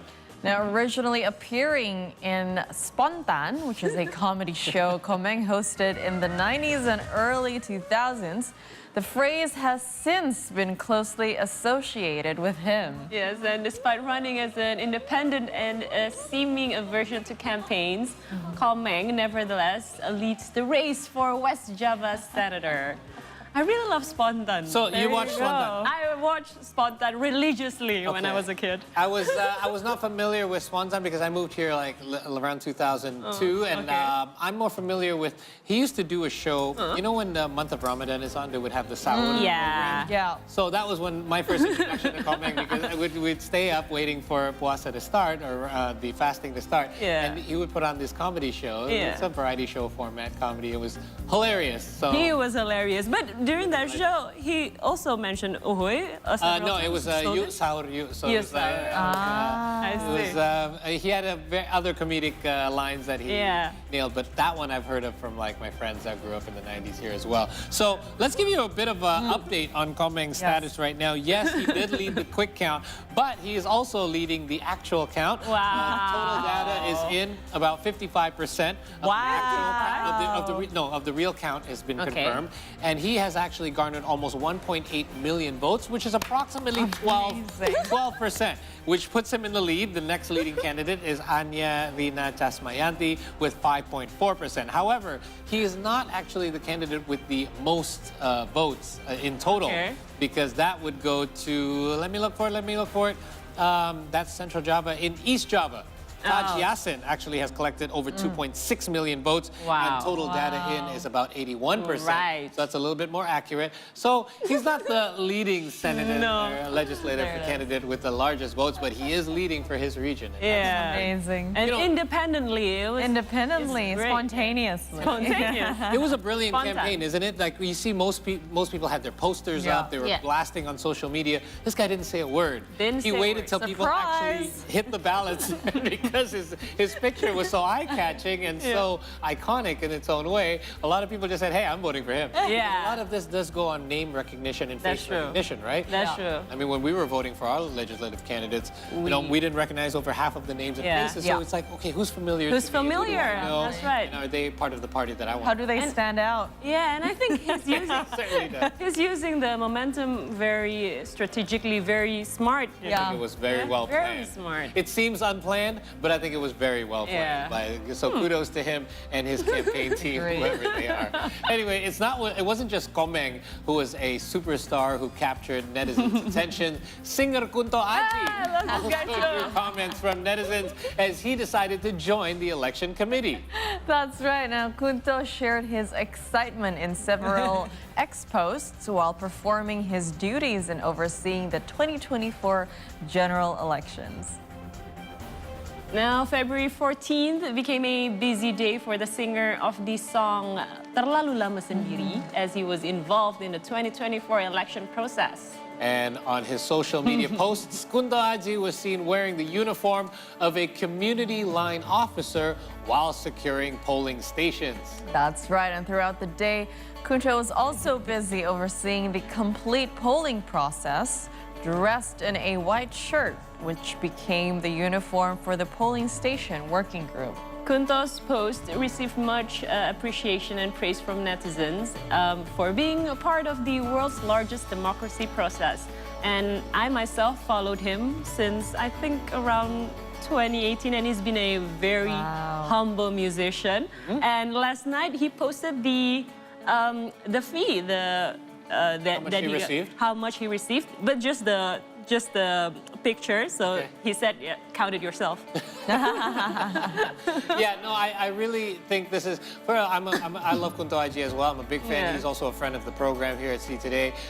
What I love about him is not just. I mean, you said he's humble. He is very humble. But you see a lot of celebrities and singers and artists using their status to kind of sway the public or who they're following. Like, I'm going to be voting for this party or this candidate, or basically trying to not influence, but kind of give their thoughts. Their views, where he's taking it one step further. Just go out there and vote. And in fact, do more than that. If you can't help those that are helping this process along, and not just really trying to swing one vote or another, but instead of telling people to go out there, make your voices heard, and he's doing more than that. It's almost like a volunteer job, isn't it? It's the action that counts. So he not just believes in who we're going to vote for, but just in the whole democratic process itself. And I, for one, love it. I think it's such a great example because we do know that a lot of his fans are actually the youth. Yeah, that's right. Setting an example. That's Absolutely. right. All right, now we're moving on to our next viral news. Aside from the elections, a heartwarming speech delivered by Professor Sarjia, the Dean of the Faculty of Engineering at Gajah Mada University, has been making waves on social media. And during his inaugural address as professor, Professor Sarjia took a poignant moment to express his apologies to his younger sibling. Proses pembelajaran di kampus. Terima kasih sebesar-besarnya saya aturkan kepada orang tua saya, Bapak Pujidiono almarhum, dan ibu saya, Ibu Sumirah, yang telah mengasuh, membesarkan, mendidik, memberikan keteladanan, dan menumpahkan semua kasih sayang kepada saya. Meskipun Bapak almarhum dan Ibu tidak bisa membaca menulis, tidak pernah merasakan bangku sekolah. Background saya keluarga yang memang Bapak Ibu tidak pernah sekolah, tidak bisa baca tulis, dulu setiap hari jualan gula kelapa.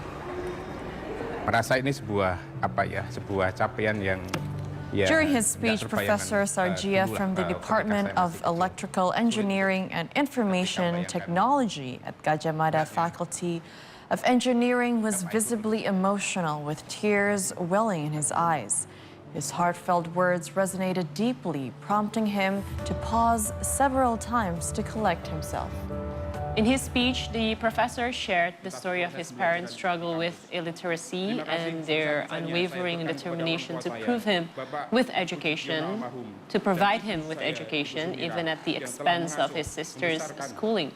He tenderly apologized to his sister Surpasi, who was unable to pursue her education beyond junior high school due to their family's financial constraints. And following his heartfelt speech, Professor Sarjia approached his mother, embracing her tightly as he prostrated himself before her. And he also warmly greeted his 4 sisters. And this heartwarming speech captured the attention of many netizens recently. Dulu lah, ketika saya masih kecil, sulit untuk ketika bayangkan beratnya. So you often hear of this for those that are less fortunate, especially across Indonesia, where one child, if they're fortunate enough, has been chosen to continue their studies where the rest couldn't. And it was really nice that they take the time to acknowledge that. I'm a sports fan myself, you guys know.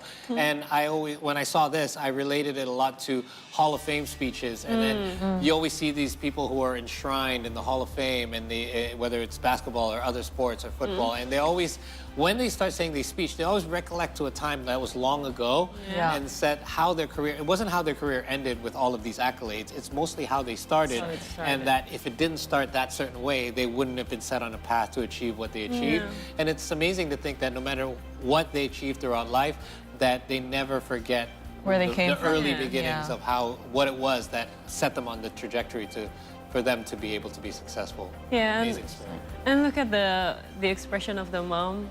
She looks very proud. And I'm sure that's exactly how she felt as well. Like, obviously, a right choice for him to be schooled because he is faculty of engineering. That's something. Yeah, you can see the titles. It was like, whoa, there. Definitely. filled with. And I'm sure there's no regrets from his siblings either. Yeah. Seeing the way where he is today. Yeah. All right. That is some inspiration there.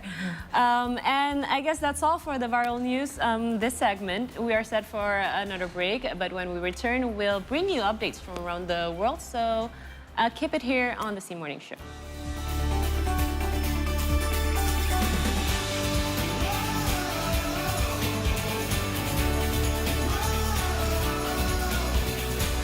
Ke Binjai mau migrasi. Cakep. Anjay, aku deportasi. Ya aku cuma mau bilang hari ini kamu tuh cantik loh. Aduh ya Allah. Oke lah kalau penampilan dia nggak sebaik itu, nggak sebagus itu, nggak seganteng itu, tapi itu hatinya dia sebaik itu dan tidak ada orang yang pernah gue temuin hatinya sebaik Mas. Pemain.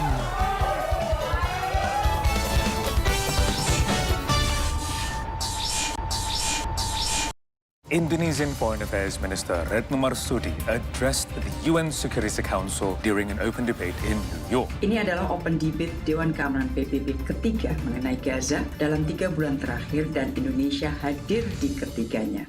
Kenapa sih dia selalu mau eksis kalau aku syuting? Ijo sama yang merah ini tuh rumah pribumi. Jadi aku taruh di dalam, makanya rasanya lebih welcome gitu. Modern banget.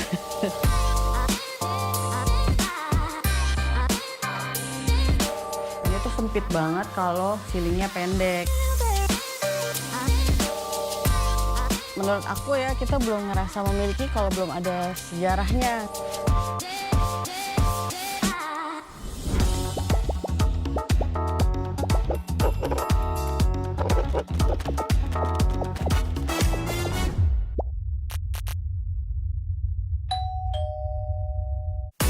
Asian flavors is gaining more popularity around the world in the last decade.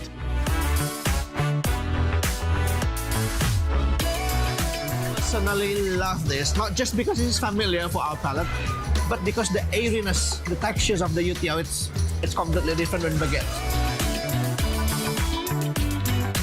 So with those appetites and with those pleasure-driven people, Menteng is a very special place for restaurant.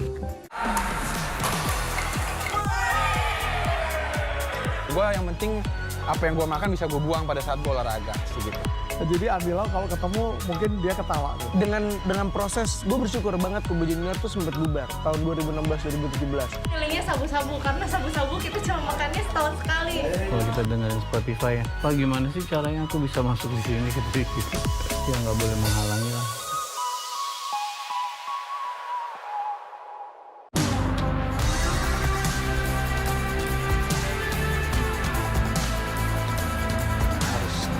Bukit sampai elevasi gue hari itu nyentuh 4.000-an lah. I kinda wanna die.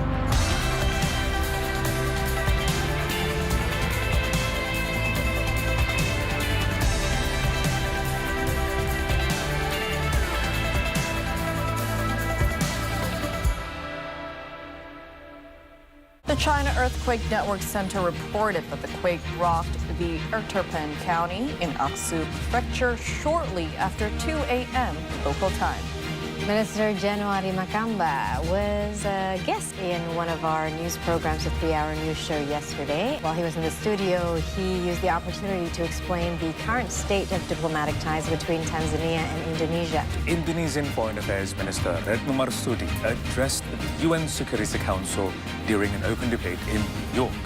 Ini adalah open debate Dewan Keamanan PBB ketiga mengenai Gaza dalam 3 bulan terakhir dan Indonesia hadir di ketiganya.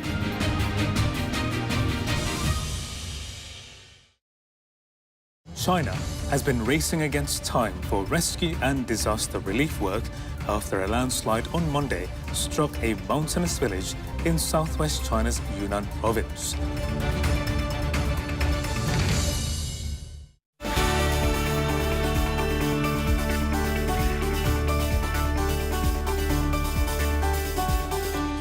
Welcome back to the Morning Show, everyone. We're at the halfway point of our program, and in case you joined us late, we've got some top stories from around the world to share with you in this segment.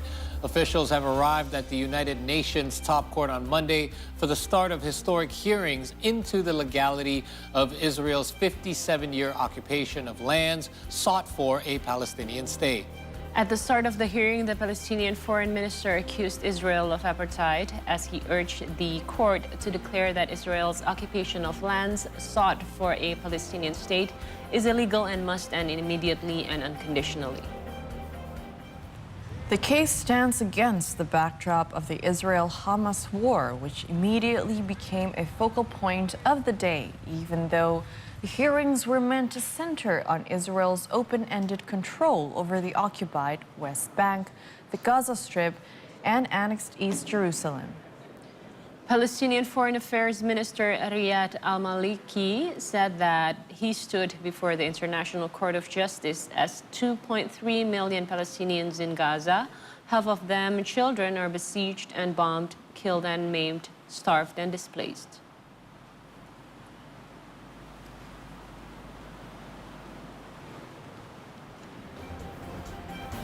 The session before the International Court of Justice is expected to last 6 days, following a request by the UN General Assembly for a non-binding advisory opinion into Israel's policies in the occupied territories. Judges will likely take months to issue an opinion. Paul Reichler, go ahead. Paul Reichler, the lawyer representing the State of Palestine, opened the presentation by Palestinian representatives. The Palestinians argue that Israel has violated the prohibition on territorial conquest by annexing large swaths of occupied land and the Palestinians' right to self-determination, and has imposed a system of racial discrimination and apartheid. And after the Palestinians' address, an unprecedented 51 countries, along with 3 international organizations, will speak, including the Republic of Indonesia, as Israel is not scheduled to speak during the hearings, but could submit a written statement. The only state besides Fiji to defend Israel is the United States. This is not surprising. Whatever offenses against international law Israel commits, the United States comes forward to shield it from accountability. Here, the United States attempts to defend Israel, not by arguing that the occupation is lawful, but that it is neither lawful nor unlawful. To reach this conclusion, the United States argues that belligerent occupation is governed exclusively by international humanitarian law and not by the UN Charter or general international law. In its own words, quote, although international humanitarian law imposes obligations on belligerents in their conduct of an occupation, it does not provide for the legal status of an occupation to be lawful or unlawful.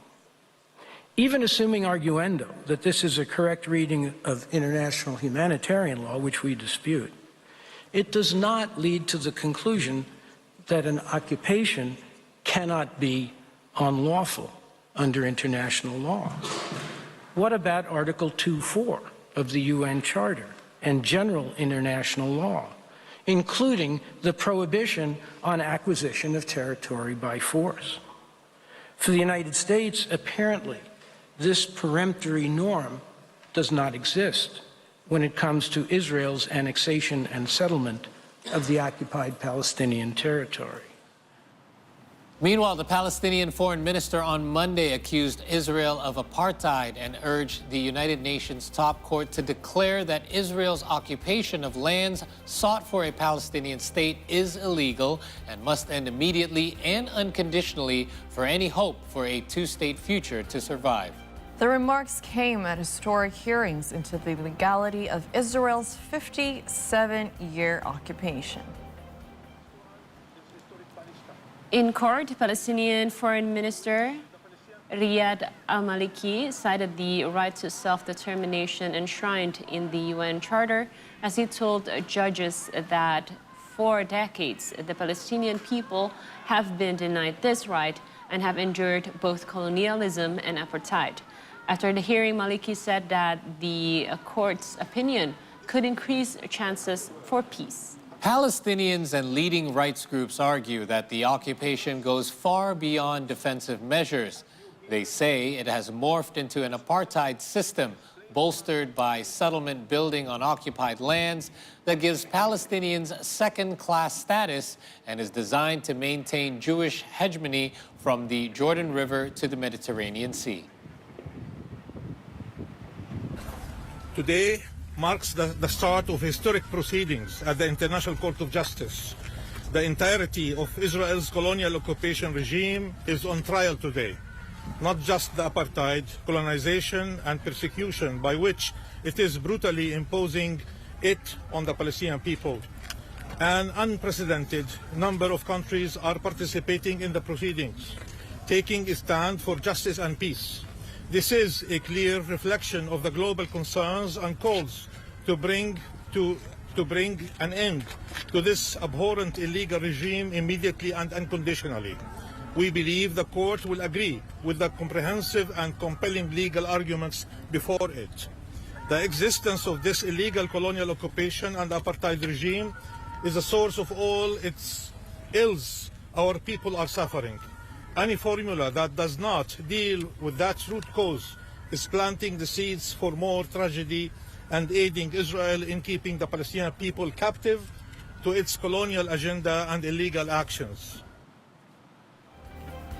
Meanwhile, China on Monday said it attaches great importance to the situation in the southern city of Rafah as Israel continued its military offensive in the Gaza Strip.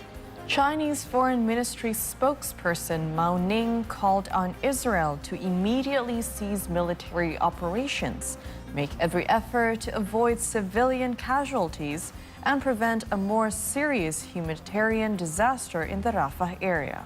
She also added that more than 29,000 Palestinians have now been killed in the Gaza Strip since the start of the Israel-Hamas war, marking another grim milestone in the deadliest round of violence in the history of the Israeli-Palestinian conflict. 中方高度关注拉法地区的事态发展，反对和谴责伤害平民、违反国际法的行为。我们呼吁以色列尽快停止军事行动，全力避免无辜平民伤亡，防止拉法地区出现更加严重的人道主义灾难。 And in somewhat related news, a group of protesters burned an Israeli flag in front of the ICJ, or International Court of Justice, as public hearings on Israeli practices in Palestine began on Monday. The hearings started following the UN General Assembly's request for an advisory opinion on the legal consequences arising from policies and practices of Israel in the occupied Palestinian territory, including East Jerusalem. Many protesters carried banners and Palestinian flag as they gathered to attend the public hearings following the UN General Assembly's request. A General Assembly resolution asked the ICJ to determine legal consequences arising from the ongoing violation by Israel of the right of the Palestinian people to self-determination and from its adoption of related discriminatory legislation and measures. Ali Shana, pro-Palestinian protester from Jordan, said the day was very significant in the history of the Palestinian people. He expressed hope because this time a need for stronger stances to be taken against genocide by Israel. It is necessary for stronger actions to be taken, for stronger stances to be taken against Israel by all the different governments, by the European countries, by the West, by all countries in the world. We are seeing some countries standing up and start to do some things, but definitely nowhere near enough given the severity of what's been going on. Our government is supporting Zionism, is supporting apartheid, is supporting genocide against our will. This is shameful. But we say, and I say as a German citizen, not in my name. I demand a ceasefire right now in the name of German people. This cannot go on like that. Brazil's President Luiz Inácio Lula da Silva compared the Israel-Gaza war to the Holocaust during a speech in Ethiopia's capital on Sunday. Speaking to reporters at the African Union summit in Addis Ababa, he said that what is happening in the Gaza Strip to the Palestinian people does not exist in any other historical period. And he added that, in fact, it happened when Hitler decided to kill the Jews. These comments struck a raw nerve in Israel, a country established as a haven for Jews in the wake of the Holocaust. Israel has since rejected any comparisons to the Holocaust. Foreign Minister Israel Katz wrote on X that he had summoned Brazil's ambassador in Israel for a reprimand. Katz called Lula's comments both shameful and serious. Lula's comments came after leaders at the summit on Saturday condemned Israel's offensive in Gaza and called for its immediate end. Sabe o que está acontecendo na faixa de Gaza com o povo palestino? Não existe nenhum outro momento histórico. Aliás, existiu quando Hitler resolveu matar os judeus. E qual é o tamanho do coração solidário dessa gente que não está vendo que na faixa de Gaza não está acontecendo uma guerra, mas um genocídio?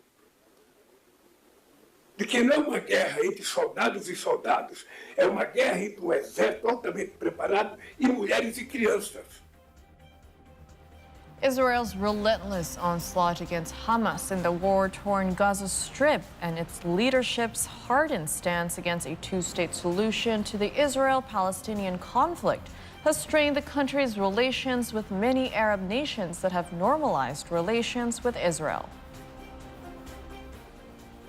According to the experts, Arab countries including the United Arab Emirates, Bahrain, Morocco, and Sudan, which normalized relations with Israel in 2020, have started to revisit their earlier stances due to Israel's ongoing military campaign in Gaza and Israeli Prime Minister Benjamin Netanyahu's rejection of the two-state solution to the Israeli-Palestinian conflict amid the mounting death toll and escalating global calls for an immediate ceasefire. The war in Gaza embarrassed the Arab countries that normalized ties with Israel. The war revealed an ugly face that put these countries in a tough position because their reaction at first did not match the magnitude of the measures taken against Gaza. The extension of these attacks to include the West Bank also revealed that Israel is maybe on track to ending the future of a Palestinian state. Additionally, Saudi Arabia has put a US-backed plans to normalize ties with Israel on ice, ruling out the possibility on holding any negotiations with Israel amid the raging conflict in Gaza. Earlier this month, the kingdom said it will not normalize relations unless an independent Palestinian state is established and the war in Gaza ends. When this Zionist aggression took place with the support of the United States of America, there is no doubt that the peace talks cannot take place.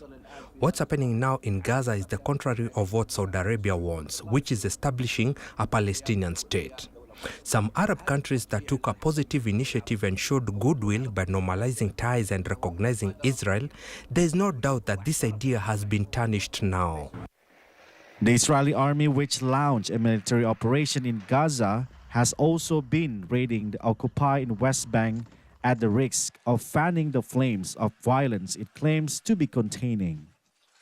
In the meantime, it is planning to extend its offensive in South Gaza, Rafah, at a time when hundreds of thousands of Palestinians fleeing bombardment have sought refuge in the border city with Egypt.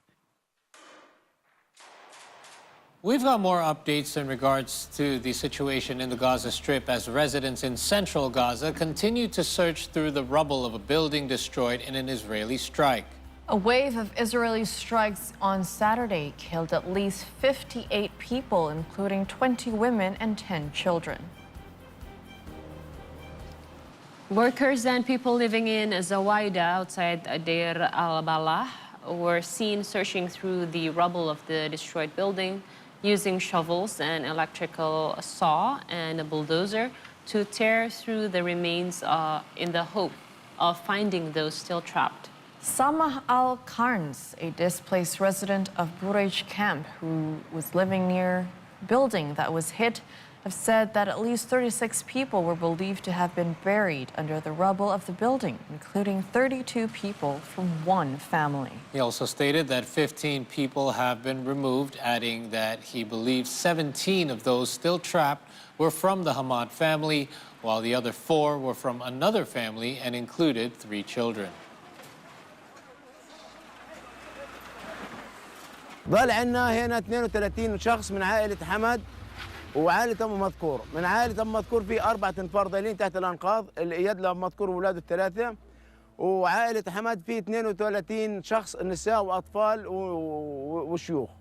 ما زالوا تحت الأنقاض؟ ما زالوا تحت الأنقاض. أطلعنا تقريبا 15 واحد والباقيين لسه تحت الأنقاض. مدنيين كليتهم، ما فيش لا عندنا عسكريين ولا حاجة. وأغلبنا احنا موظفين سلطة وطنية. واحنا بنوجه رسالتنا للعالم. رسالتنا للعالم ولا للحكومة الإسرائيلية ولا للحكومة حماس اللي موجودة في غزة. احنا يا عمي اوقفوا الحرب. بكفي حرب. A Kremlin spokesman on Monday slammed what he described as boorish and inadmissible statements by Western leaders who held President Vladimir Putin responsible for the death of opposition leader Alexei Navalny.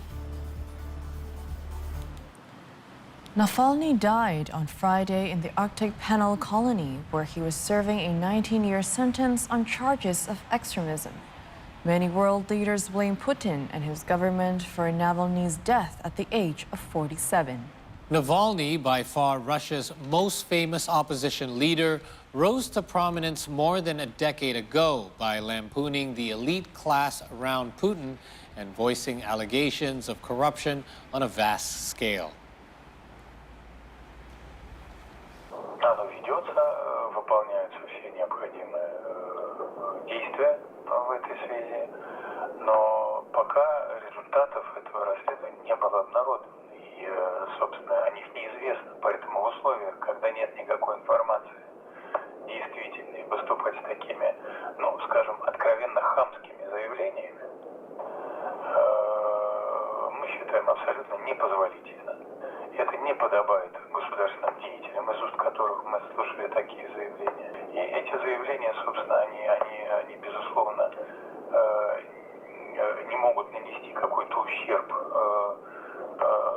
главе нашего государства, но, скажем так, они абсолютно не красят тех, кто с такими заявлениями выступает. In the aftermath of this incident, Russian authorities are currently detaining those that are mourning the loss of opposition leader Alexei Navalny. He passed away in custody at an Arctic Circle penal colony late last week, and Western leaders blame Russia. VOA's Arash Arabasadi has more. In St. Petersburg, men removed flowers from a makeshift memorial honoring dead Russian opposition leader Alexei Navalny. Almost immediately, new flowers took their place.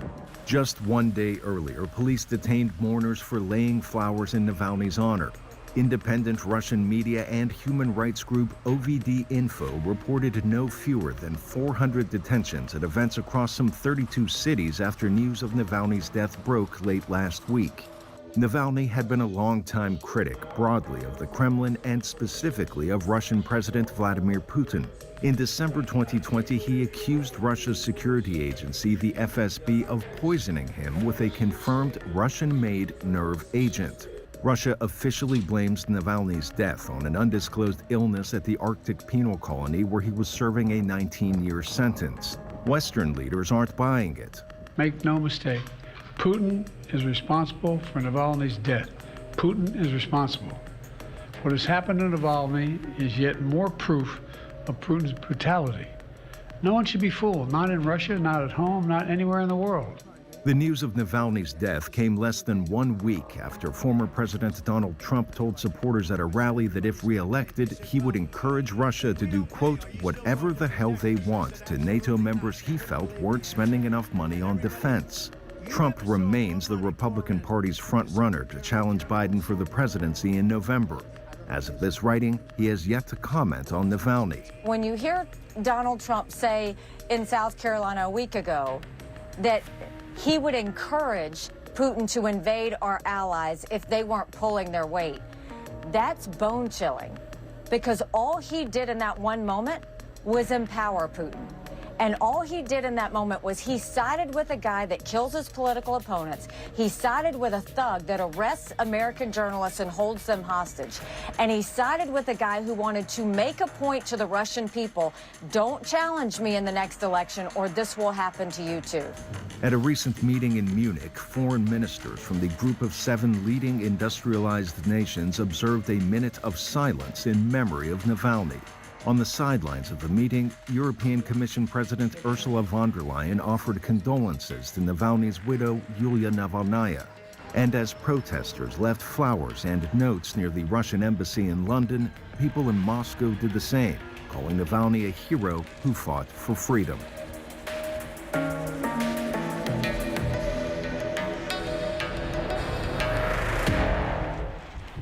We are set to take another short break as we get set to enter the final hour of our program. Coming up next after the break, we have some of the latest news and headlines from Southeast Asia. Stay with us.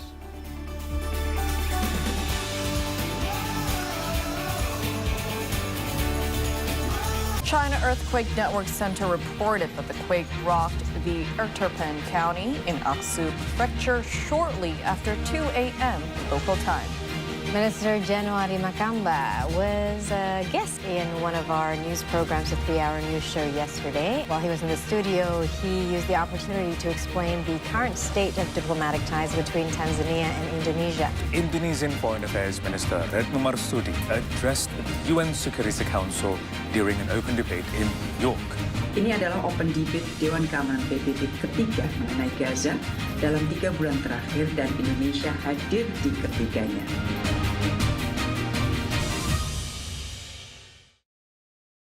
China has been racing against time for rescue and disaster relief work after a landslide on Monday struck a mountainous village in southwest China's Yunnan province.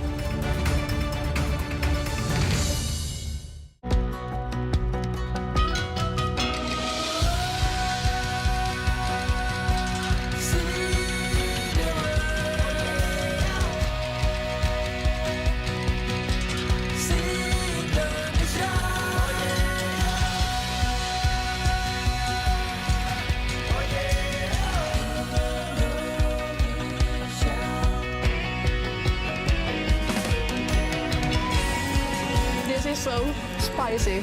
Absolutely delicious. You know, it's actually pretty good.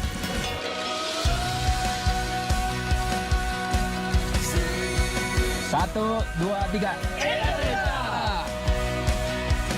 Come see the nature, only on See Indonesia. Come see the beauty, only on See Indonesia. Only on See Indonesia.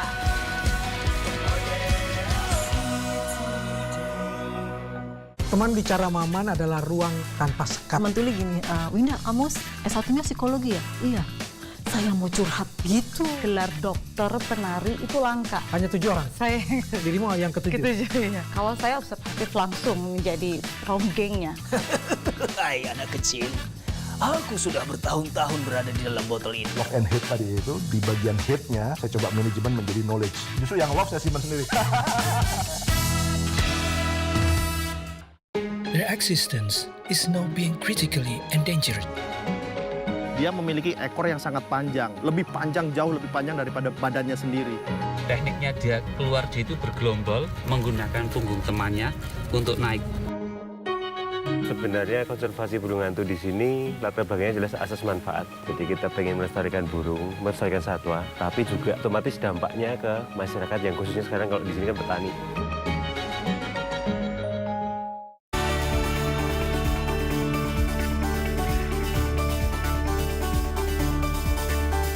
Welcome back, folks. As mentioned prior to the break, we've got some of the latest headlines from across Southeast Asia, beginning with our headlines. Karina? Thank you, Paul. We kick off with ASEAN, where they have welcomed 2 new Deputy Secretaries General. They are Deputy Secretary General for Community and Corporate Affairs, Nararia S. Suprapto, and Deputy Secretary General for ASEAN Political Security Community, Astana Abdul Aziz, following oath-taking ceremonies led by Secretary General Kau Kim Horn last Friday, where the two will serve a 3-year term. Astana previously held several positions at the Malaysian Foreign Ministry, including the permanent mission of Malaysia to the UN. Most recently, she served as ambassador to Morocco. In her newest post, she will assist the Secretary General in overseeing collaboration concerning political and security affairs with member states, dialogue partners, and various international and regional organizations.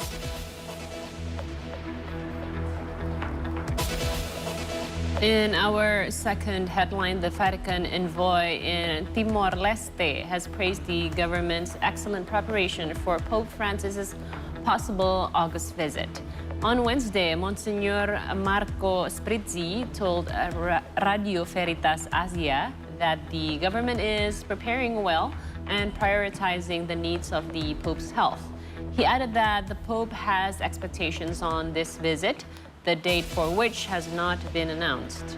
Furthermore, Sprizzi emphasized that the Timorese government is doing good and efficient work to welcome Pope Francis' visit.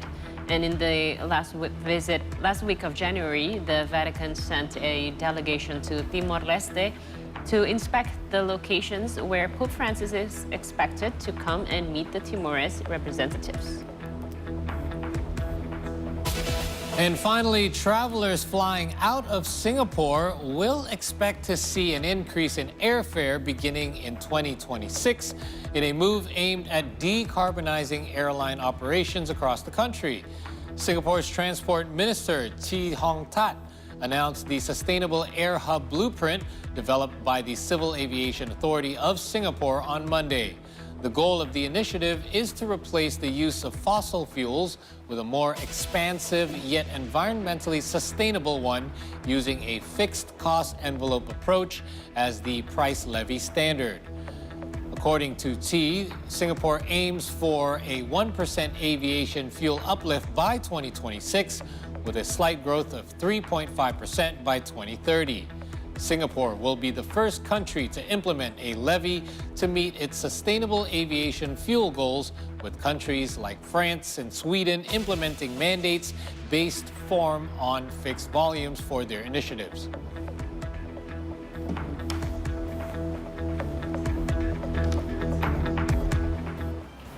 From Thailand, Prime Minister Srettha Thavisin has spoken regarding pop superstar Taylor Swift's Eras tour stop in Singapore. He made the statement in a Bangkok business forum last Friday.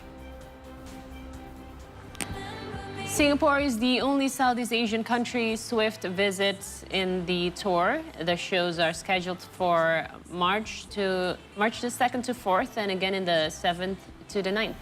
In his remarks, Thavisin claimed that he had invited promoter Anchut's Entertainment Group, or AEG, for talks at Government House on February the 12th. During the meeting, he reaffirmed readiness to provide tax incentives and other attractive measures to attract mega concerts and world festivals. And if you're wondering why only in Singapore, well, AEG responded that the Singaporean government has financially supported the concerts by offering anywhere from $2 to $3 million per show in exchange for exclusivity in Southeast Asia.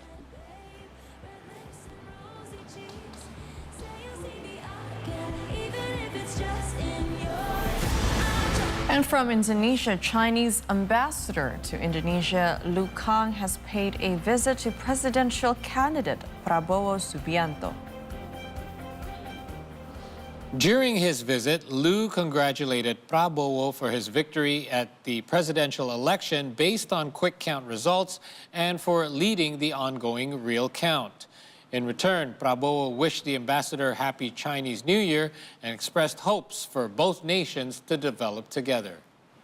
Prabowo's pet cat Bobby was also present in the meeting. As of February the 17th, Prabowo Gibran have gained over 57% of the votes and 66% of the ballots have been counted.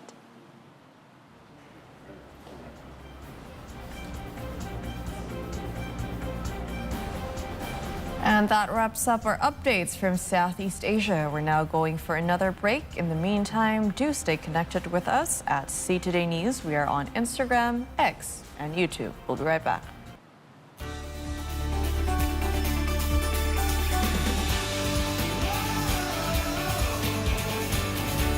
The Indonesian State-Owned Enterprises Ministry has underlined its commitment to supporting small and medium enterprises by launching vending machines at Soekarno-Hatta International Airport. Qatar has advanced to the quarterfinals of the 2023 AFC Asian Cup after defeating Palestine 2-1 in the round of 16 at the Al Ayed Stadium in Al Khor. So we'll be back with the daily dose of entertainment. See Indonesia, see the world, see today. Hey there, buddies! Welcome back to another episode of Buddy Talk. Enggak, dia hostnya, kita co-hostnya. It's better to be overdressed than underdressed. That's actually a good hack, because I used to live in Canada. That was our trick. Point to Manado on this map. I'm horrible. I told you I'm bad. Dikira dengan banyaknya informasi itu kan jadi makin gampang gitu nulis. Iya. Tapi ternyata susah banget.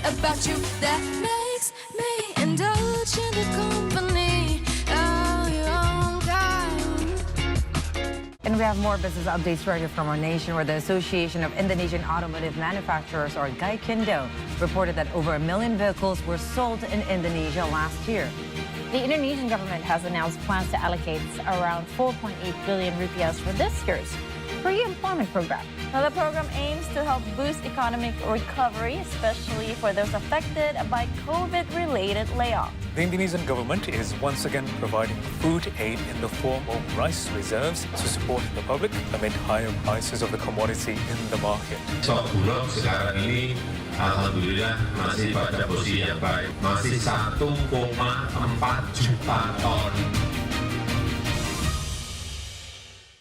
Berangkat aja dulu, kerjakan apa yang ada di depan kalian. Setidaknya kalian hari ini walaupun tidak mendapatkan uang, tapi kalian mendapatkan kesempatan. Walaupun di awal-awal itu banyak sekali rintangan dan tantangan. Kalian berproses aja dulu, jalan aja dulu. Kalau udah waktunya kalian untuk dapetin uang akan datang nyamperin kalian.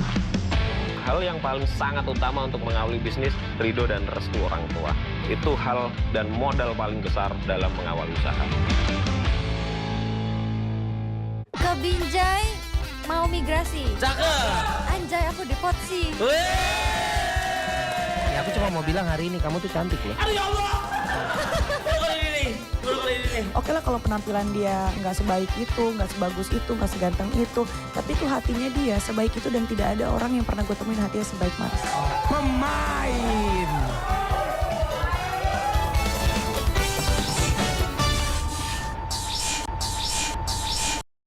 Kind of 10 days, the priority has been getting to California and making the miles and saving our money as best we can. We're going to ride 80 miles tomorrow. We've just ridden 70 and we're all starving. Took the first couple of corners and felt pretty comfortable, so I thought I might get it. So that was just too much rear brake, destroyed the engine.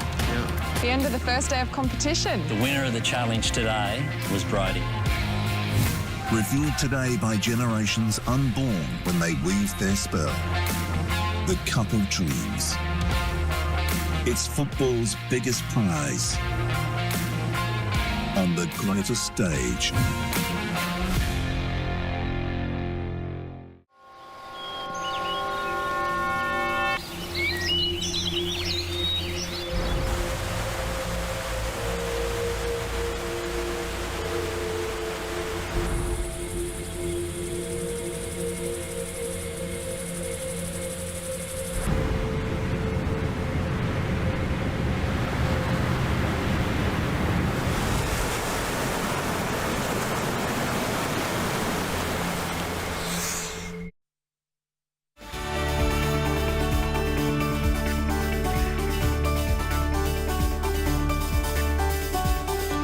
Welcome back to the C Morning Show, everyone. And it's time for one of our favorite segments, which is Book Talk. So before we get going, today I'm with Shanaz. Yes. You're always into books. Any particular book at any given time. What are you into right now? Okay, I am currently reading this one. This is called A Little Life by Hanya Yanagihara. So everyone's been talking about this book because it is said that this book is life-changing. And so far I've read around 250 pages, but it's around 700 pages, so I still have a lot more to go. But they said this book is very touching. It's a story about four friends, and one of which is crippled, and he got molested when he was a kid.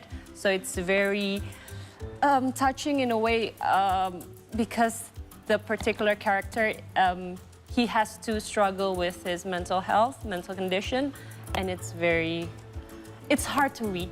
That's why I've been reading it for a month, and I've just... It's a bit of a heavier read. It's heavy to read, and it's very, I don't know, it's very, it got me very emotional. That's why I need to just... Well, you're one of a few people I know that actually reads fictional books, so it's nice. You switch between fictional and non-fiction. I always read one fiction book and one non-fiction book. So that I stagger them yes. at the same time. Yes, in the morning I read non-fiction, and at night I read non-fiction. Helps you go to sleep. Fiction. Sorry. Yeah. Nice. Okay. How about you? Well, my book hasn't arrived. I just finished one. My sister's coming from Canada. She's bringing me a book called The Out of Sync Child by Out of Sync Child. Okay. It's by Carol Kranowitz. It's actually about sensory processing disorder. So for the past couple of years, I've been trying to learn as much as I can about ADHD or even autism spectrum. But what I did not know about it, and I've recently found out, is sensory processing disorder. It's basically, it can be a symptom of ADHD or even autism. However, it can be even standalone. But what's weird is that nobody really knows much about this disorder at all, even doctors. So it's basically you're overstimulated or understimulated in your senses. Like, for example, have you ever felt an itch and you don't know, and when you scratch, that's not where the itch is? Or you have kids sometimes that are oversensitive to tags on their shirts. That's my kid. Or like, well, if it sounds too loud, they kind of cover up. Well, it turns out that there could be a reason. It could be that of their 5 senses, some of their senses are overstimulated. For example, their hearing, or light's too bright for them, or anything like that. And I noticed some of these happening with my son. So the backstory behind why I found out about sensory processing disorder. And it turns out that we don't know. It can last all the way till you're an adult. In fact, my wife has some of these symptoms as well. She is a bit sensitive to light and smells, perfume, like strong perfume. Yeah, that's me. Well, right? So this could be part of something larger, or it could not be. But the point is, we need to know more about this. And I think I'm always interested in reading, not just self-help books for me, but things that I could help me understand my children a little bit better. So I actually had to order this one, and it's on the way to me. I hope my sister brings it. Hope it's able to shed some light as to what's happening with our kids. Of course, but you don't read fiction, anything. I do not read fiction. I'm a strictly non-fiction person. I just don't have time. My fiction stuff is all on TV and on the big screen. Not a dreamer. So before we dive into the book recommendations of our guests, we actually should introduce him first. He's not a stranger to the program. We've spoken to him before, but he's back here talking about his latest book, Kita dan Mereka. So without any further ado, please welcome the author of the book, Agustinos Wibowo. Good morning, Mas Agus. Hello. Good morning. Thank you very much. Thanks for being here. Yeah, it's been like 2 years. It's been a couple of years. Yeah, we were talking behind the mask. Okay, it's glad to be able to see your face, I was going to say. Okay. So this is it. Let's have a look. We're going to talk about Kita dan Mereka. Us and them. Us and them. Can you tell a little bit about the background of this book? Yeah, this book is actually a mix of my physical journey, but it's mostly about my contemplation and spiritual journey to understand about identity, the root of our identities and the root of our conflicts. Okay. And because I think a lot of it is sometimes intertwined, right? Yeah. Because maybe it's because of my background, raised as a Chinese Indonesian. So I was raised during the Suharto old regime, where there was so much of persecution and discrimination. this kind of experience made me wonder what was my true identity, whether I was Chinese or Indonesian.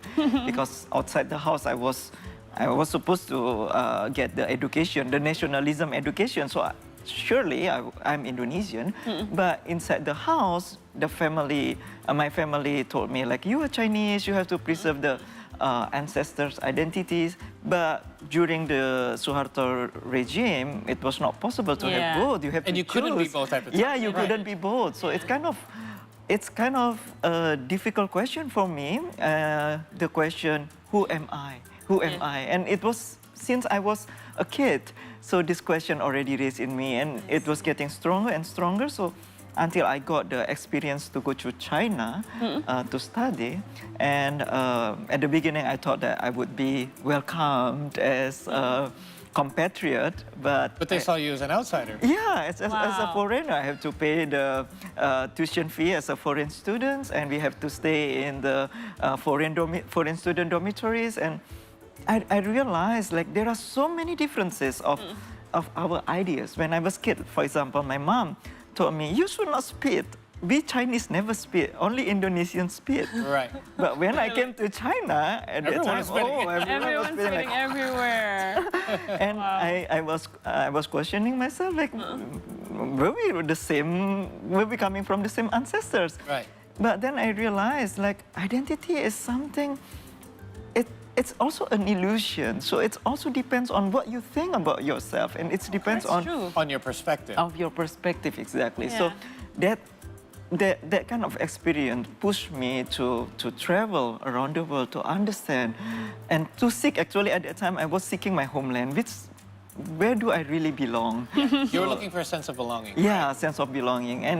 And this kind of traveling, also I traveled to many countries, and especially conflict zones like Afghanistan. Really? I've been to Central Asian countries as well to see the regions that were created by artificial borders, and to see how the identities were created with these artificial borders. And those kind of experience made me contemplate what is the real meaning of identity. Okay, well, let's actually touch on that a little bit more, because you raise an interesting question. I myself was raised as from a Chinese family, as an Indonesian as well, but differently, I was raised in a totally different country that was neither Chinese nor Indonesian, as you know. So now that you visited other conflict areas especially, what did you find that was similar to those that helped you identify what the problem was in the beginning here for us to be able to identify one way or another here in Indonesia? Okay, so let me tell you one story. When I arrived in Kashmir in India, you know, the Kashmir is contested between India and Pakistan. And in Srinagar, the people are Muslim, and then they are under Indian authority. And many people I met, they more connected to Pakistan. So when there was cricket competition, cricket match, they were supporting Pakistan. So when I was watching this in front of my eyes, I remember my childhood when I saw badminton matches between Indonesia and China, and it was like confusion, like whether to support China or Indonesia. So, but then it made me understand, like, I and these Kashmiri people might be different, but there are many similarities. As minorities, we have the question of identity. Where do we belong? Whom we support? And then when the identity is repressed, there is a tendency to have resistance, to be against the identity that repressed them. So I realized, the minority issue is not only about the issue of whether you have different identities, but it's also about the question of repression. Once there is a repression, there is always resistance. That's true. So, that's a good point. Yeah. That's very good. Wow. Oh my. It was easy for me, by the way. I just cheered for Team Canada. I didn't have to go one way or the other. Now, I also want to know, how many countries have you been when you're writing this book?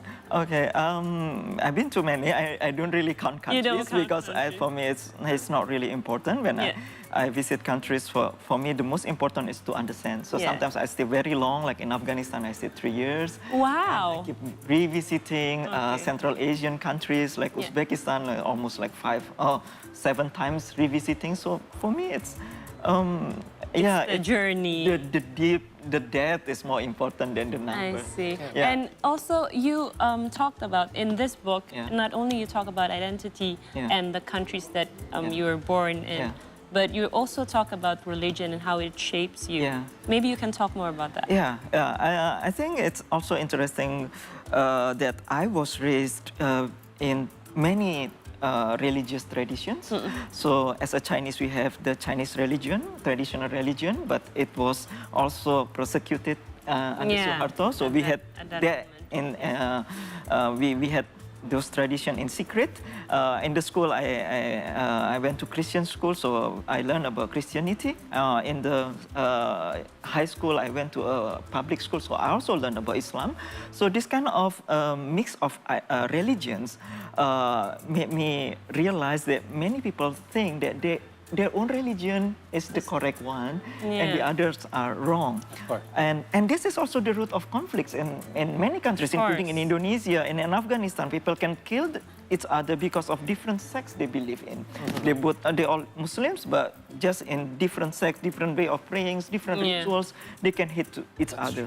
So I wanted to know what is the root of religion, and I traveled to Papua New Guinea to see really, I don't like to use the word like traditional primitive religion, where there is, I would prefer to use it's kind of ancestral worship religions, or and it helped me to understand the root of religion, how religion developed from people seeking for spirits, understanding the powers that they cannot explain, and then they also rely with shamans, and how these religions developed into polytheism, and then come to monotheism, and there are also religions without God, like non-theistic religions as well, and this kind of understanding made us see the truth from different perspectives. Every religion has their own truth, but it's just a piece of truth. We have to see it from different religions, different myths, and different traditions to see the truth from its wholeness. I think this is that's true. And I just I encountered this I want to say quotes because I don't know. I sometimes look for spiritual meanings and stuff, and they said that religion is actually a tool for you to become spiritual. If it makes you emotional, then it doesn't work for you. Exactly. It's not doing its work. So you have to choose something that made you connect spiritually, right? Yeah, it is very important to know that religions is the way to spiritualism, but spiritualism not always come from religion. So you can also see some people can be religious, but they are not spiritual because they are only busy with the rituals, the traditions, the rules, and they forget the real meaning of religion and spiritualism is to make you a better person, to make you to connect with yourself, and to make you to be able to love people around you. That's true. And when you are full with your identity, you hold the religion identity too strong, you forget to see from other people's perspective. And those created the hatred and conflicts between religions. You argue with people. Yeah, you argue with people because your ego makes you want, oh, my religion is the truest, your religion is wrong. And this is the root of the conflict. Whereas if you zoom out, religion, any kind of religion, should actually teach you generally the same teaching in different ways. You know, real quick, because you did take an incredibly long journey to create this book. You did have write previous books before, but I would say that your research into this book pretty much took your whole life, right? I would say. So Indonesia has changed a lot since. There's much more religious tolerance. There's much more racial tolerance, regional tolerance. How would you say Indonesia is? What state are we in now in regards to our differences and our acceptances for our different identities? I think we have, as Indonesians, I'm very proud that we have progressed so much. Like one thing that always touched my heart now that we can celebrate Chinese New Year freely in Indonesia. It was like thanks to Gus Dur. Yeah.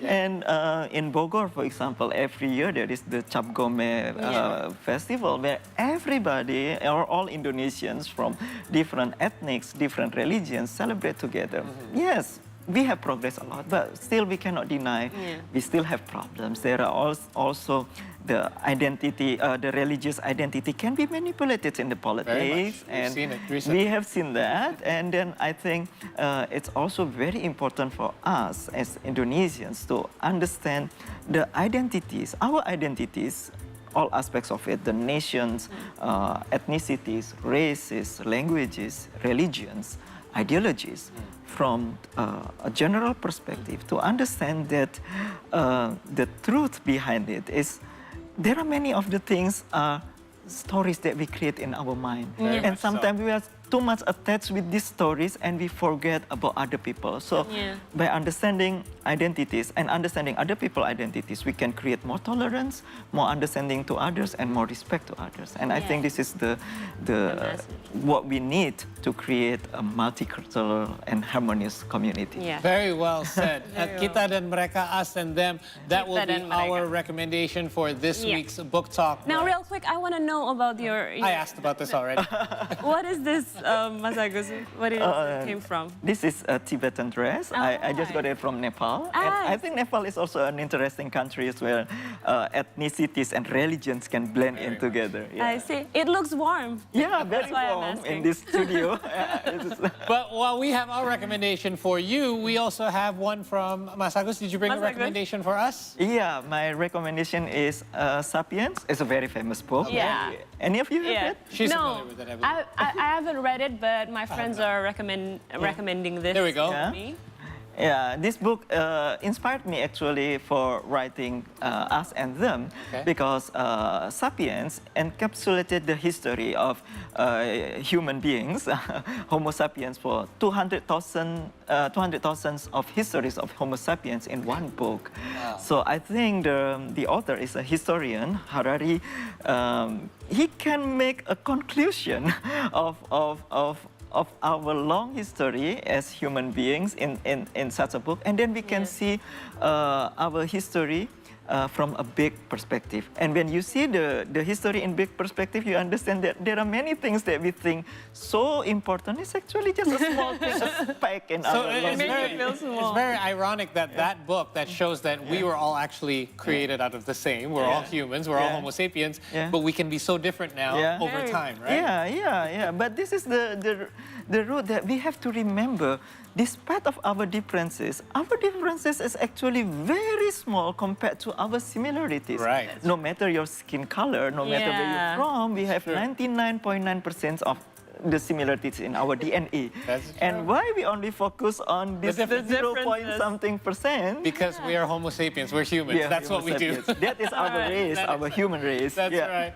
Thank you so much, Mas Agus. Thank you, Mas Agus. Kita dan Mereka, available now for you to pick up and have yourself a read. It's a big one, so I think you'll like it. Yeah, I think I will like it. 600 pages. Yes. Yay. All right, this is my weekend here. All right, now let's take a break. After the break, we have more updates just for you, so stay with us on the C Morning Show. Thank you. Thank you. Thank you. Thank you so much.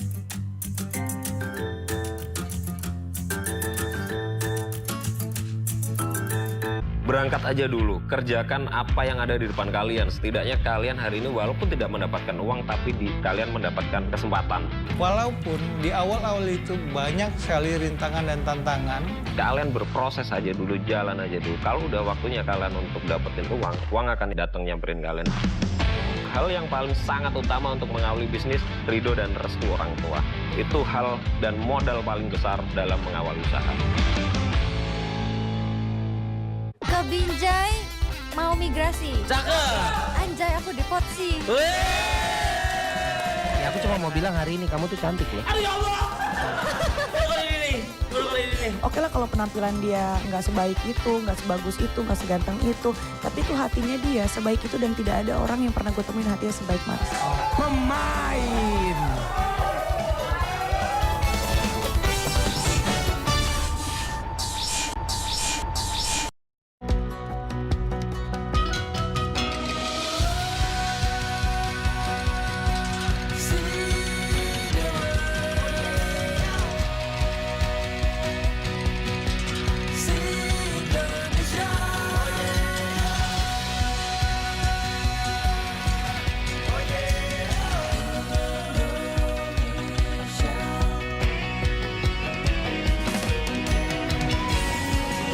is so spicy.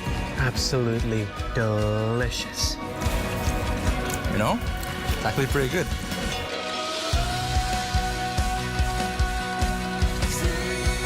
Satu, dua, tiga. Come see the nature, only on See Indonesia. Come see the beauty, only on See Indonesia. Only on See Indonesia.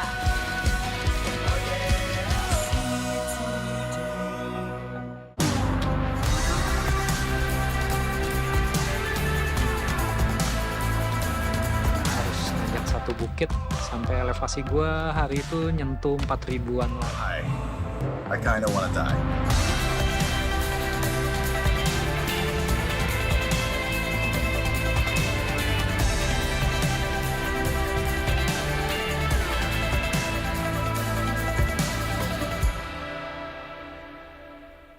Teman bicara Maman adalah ruang tanpa sekat. Teman tuli gini, Winda, Amos S1-nya psikologi ya? Iya. Saya mau curhat gitu. Gelar dokter penari itu langka. Hanya 7 orang? Saya Dirimu yang ke-7? Ke-7, ya. Kalau saya observatif langsung menjadi ronggengnya. Hai anak kecil, aku sudah bertahun-tahun berada di dalam botol ini. Lock and hate tadi itu, di bagian hate-nya saya coba manajemen menjadi knowledge. Justru yang love saya simpan sendiri.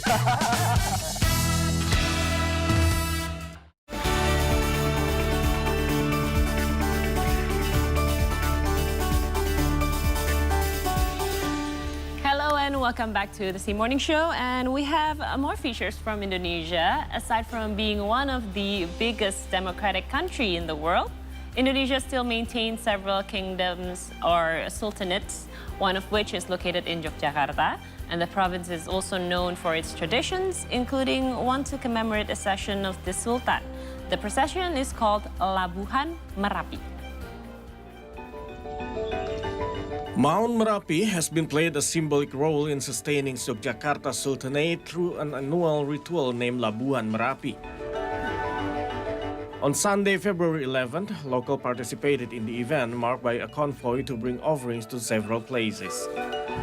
Apart from commemorating the accession of Sultan Hamengkubuwono X, the event also aims at hoping for blessings.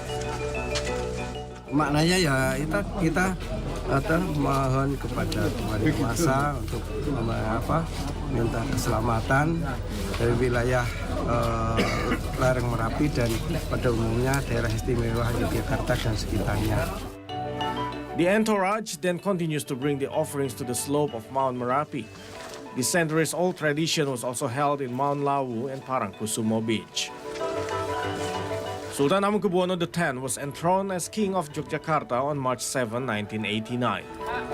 He holds the position of King in the Yogyakarta Sultanate, a Javanese monarch that has been a state since 1755 in the central part of Indonesia, Java Island.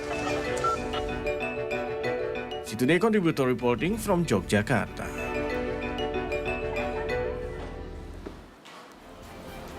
The 314 Indragiri Hilir Military District Command organized a rice planting competition to help local farmers affected by floods that hit thousands of hectares of their paddy fields. Now, farmer groups received new rice seeds, and the fastest groups earned millions of rupiahs as their prize. The 34th Indragiri Hilir Military District Command organized a simultaneous rice planting movement once flooding receded in Kuala Sebatu Village, Batang Tuaka District, Indragiri Hilir Regency Riau. This event was held in the form of competition where hundreds of farmer groups took part. Previously, floods hit at least 3,000 hectares of paddy fields, where 1,500 hectares failed to harvest due to rotting rice. Thousands of rice seeds were given to local farmers to support national food security. There is a prize of million rupiah in this competition for the group who plant rice the fastest. Tentunya dengan kegiatan seperti ini kami sangat bersyukur sekali, Pak. Terutama masyarakat ini antusias sekali untuk berpartisipasi untuk mengikuti lomba ini. Tentunya kami sangat bahagia dan kita untuk partisipasi lomba ini hanya untuk bersenang-senang gitu ya. The Military District Command also prepared various ways so that the rice harvest can occur twice a year. One of them is irrigation through canals. This technique is expected to help farmers irrigate their rice fields and overcome annual flooding in the future. Di sini adalah lahan genangan banjir. Kemudian kami juga sudah sepakat dengan Bapak Bupati hasil penjabaran dari MOU Gubernur Riau dengan Bapak Danpem 31 dijabarkan oleh Kodim 0314. Luasan tanam yang kita laksanakan ini adalah 3.000 hektar, tepatnya 3.275 hektar. Ini 1.500-nya ini dulunya adalah lahan yang tidak bisa ditanami. Sehingga kami laksanakan teknik kanalisasi, kita berkoordinasi juga dengan Pemda maupun dari provinsi, di mana nanti 1.500 ini ada di berbagai titik sehingga totalnya 3.000. Kegiatan ini tidak hanya berhenti di tanam serentak, tetapi tadi sudah ditandatangani MOU untuk kita mulai nanti melanjutkan kegiatan-kegiatan pertanian lainnya, mengawal kegiatan pertanian ini, sehingga impian dari Pemda ini membantu Bapak Bupati Indir khususnya bisa tanam dan panen setahun 2 kali, serta meningkatkan kesejahteraan masyarakat khususnya di Indragiri. Rice farmer in Indragiri Hilly Regency usually can only harvest once a year, and in early January 2024 they already experienced crop failure due to floods that hit their paddy fields. C2day contributor reporting from Indragiri Hilly Regency Ria. On to our next feature. Efforts to conserve the mangrove ecosystem in Delta Mahakam, Kutai Kartanegara, Regency East Kalimantan Province have started to bear fruit. Now, fishermen who own man-made ponds have started to adapt in conserving the mangrove forest to boost fish production.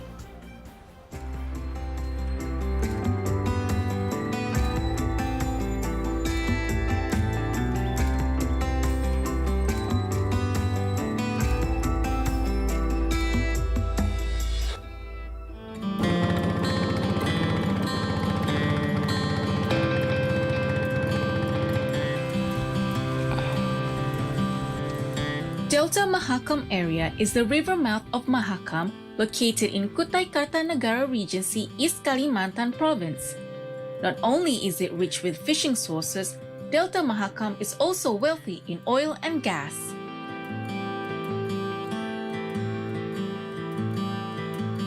Large-scale exploitations that have been conducted in the fishery farms have become critical. Many mangrove forests are used to make man-made fishing ponds. However, gradually in the last few years, fishermen who own the fish ponds have started to adapt to breeding fish in an environmental friendly way. Due to this, the fishermen do not need to prepare feeds for their fish and shrimps in the ponds. They only need to ensure that the ecosystem is maintained so the feeds for the animals are always available. Because the fishermen are not occupied in giving feeds to the fish, they are active in maintaining the mangrove forest or planting mangroves in the ponds. Besides providing feeds, mangroves can also stabilize water from poison. Mangroves are like filters, where the ecosystem is key to good quality water. This will result in the increase of fish and shrimps, and the harvest will result in abundance.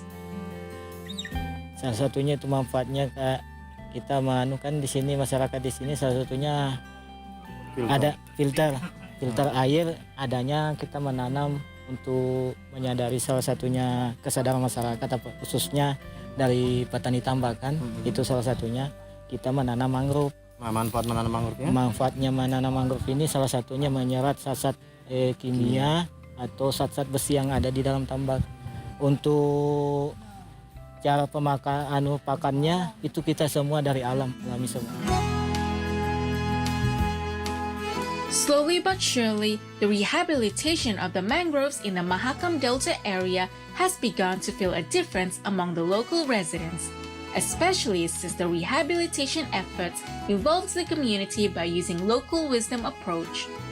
The rehabilitation efforts are supported by many parties, including the Indonesian government, various rehabilitation program continues to be carried out by involving non-governmental organizations such as Bioma Foundation.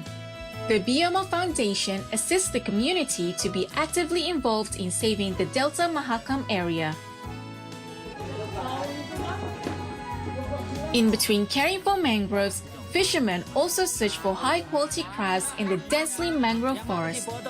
The crabs are cared for by local residents and are also exported at a promising price. A big-sized crab can reach 200,000 rupiah per kilogram.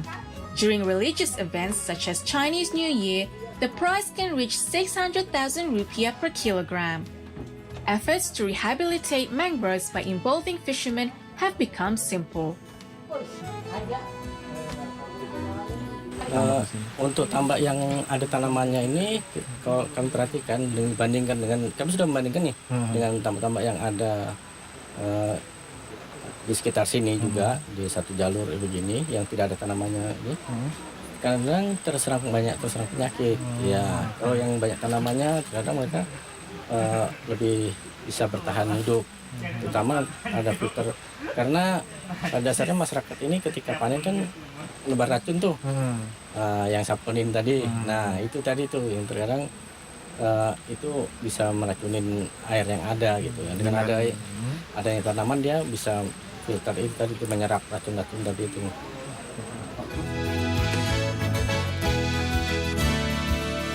The Delta Mahakam area has gradually improved due to the rehabilitation efforts. The mangrove forests have begun to envelop the area and protect the ecosystem. The residents also began to feel the benefits of the rehabilitation they carried out themselves. Conserving mangrove forests also has an impact on the fishermen's income.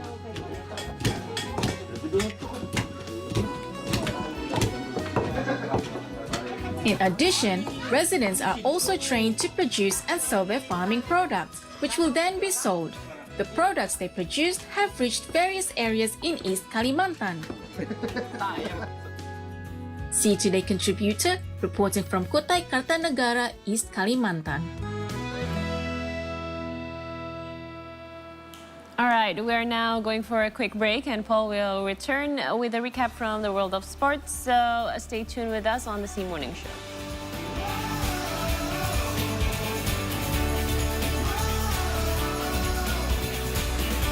Ke Binjai mau migrasi. Cakep. Anjay, aku depot sih. Ya aku cuma mau bilang hari ini kamu tuh cantik loh. Aduh ya Allah.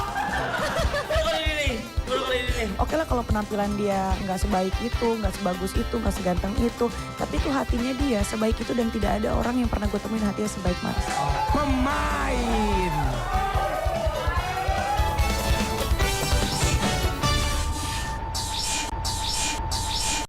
Indonesian Foreign Affairs Minister Retno Marsudi addressed the UN Security Council during an open debate in New York. Ini adalah open debate Dewan Keamanan PBB ketiga mengenai Gaza dalam 3 bulan terakhir dan Indonesia hadir di ketiganya. Kenapa sih dia selalu mau eksis kalau aku syuting? Ijo sama yang merah ini tuh rumah pribumi, jadi aku taruh di dalam, makanya rasanya lebih welcome gitu. Modern banget.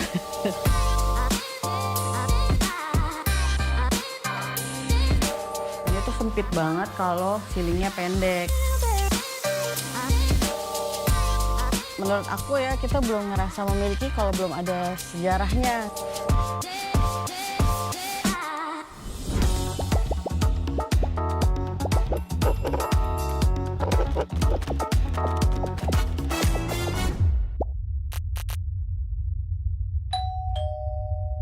The Indonesian State-Owned Enterprises Ministry has underlined its commitment to supporting small and medium enterprises by launching vending machines at Soekarno-Hatta International Airport. Qatar has advanced to the quarterfinals of the 2023 AFC Asian Cup after defeating Palestine 2-1 in the round of 16 at the Al Ayed Stadium in Al Khor. So we'll be back with the daily dose of entertainment. See Indonesia, see the world, see today.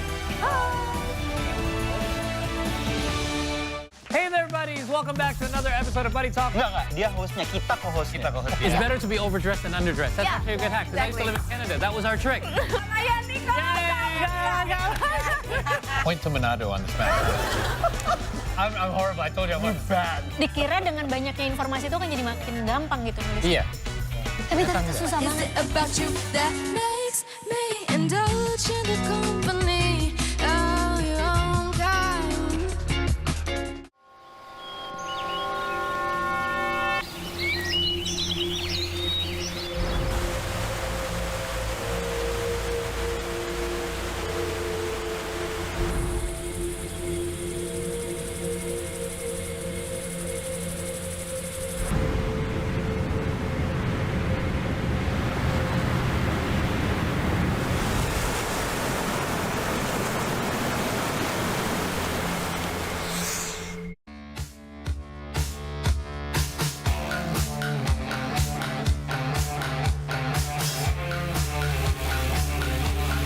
Hi, everyone. Welcome back to the C Morning Show. It's time for a quick sports recap, beginning with some updates from the Premier League. Crystal Palace have appointed Oliver Glasner as manager, having announced earlier on Monday that Roy Hodgson had stepped down from the role. Glasner, who led Eintracht Frankfurt to Europa League glory in 2022, has agreed to a 2-year deal with the Premier League club. Crystal Palace announced Hodgson's departure just hours before their league match against Everton and said that the 76-year-old was hospitalized after falling ill during a training session on Thursday.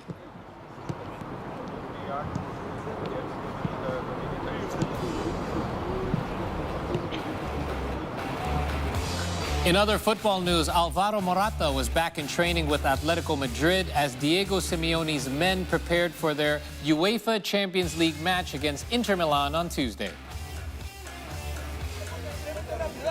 Morata was on the sidelines during Atletico's 5-0 thrashing of Las Palmas in La Liga during the weekend, but was seen training with Atletico on Monday ahead of their match against Inter.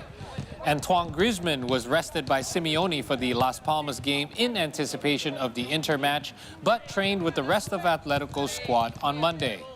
Atletico and Inter will put up their traditionally solid defenses against productive attacks this season.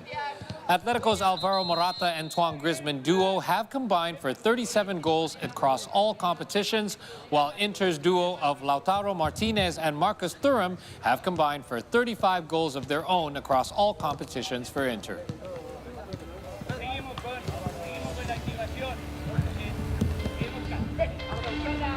And from football, let's turn our attention to some basketball news. The NBA All-Star Weekend has come and gone, and MVP Damian Lillard of the Milwaukee Bucks scored 39 points as the Eastern Conference All-Stars defeated their Western counterparts 211-186 during Sunday's record-setting All-Star game. The East beat the West on Sunday's NBA All-Star Game, with the winners putting up the most points in the game's 73 years history to finish the game 211-186. Shooting from half court as well. His second half-court shot of the game. Jaylen Brown of the Boston Celtics had 36 points, and Tyrese Halliburton from the hometown Indiana Pacers finished with the 32 for the East. Meanwhile, Giannis Antetokounmpo had 23 points and Jason Tatum finished with 20. Karl Anthony Towns of the Minnesota Timberwolves scored 50 points for the West in just 28 minutes, and Shai Gilgeous-Alexander of the Oklahoma City Thunder netted 31. All-Star MVP Damian Lillard of the Milwaukee Bucks scored 39 points, ending the scoring in style with a 44-footer. Flat tire. Oh my God! He made 11 three-pointers on the night, with the official distance of those recorded at 347 feet. A typical NBA three-pointer is 24 or 25 feet, but Lillard averaged 31.5 feet on his threes. Defense was optional, sometimes accidental. There were 14 steals, most of those coming off wayward passes, and there were even 3 blocked shots. Otherwise, it was shooting practice. And the tone was set quickly. Halliburton had 5 three-pointers in a wild span of just 1 minute and 32 seconds in the first quarter, helping the East take a 53-47 lead after the opening 12 minutes. All right, and finally, Indonesia will once again host the Formula One Powerboat World Championship this March after a successful stint last year that brought in over 1.6 trillion rupiahs in revenue. This year's event will feature a new format along with various showcases.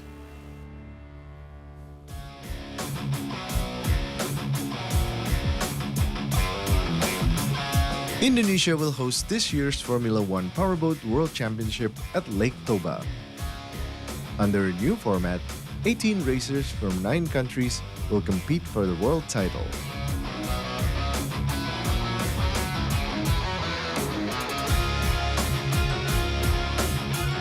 There are also plans for various side events, including a national jet ski competition and performances.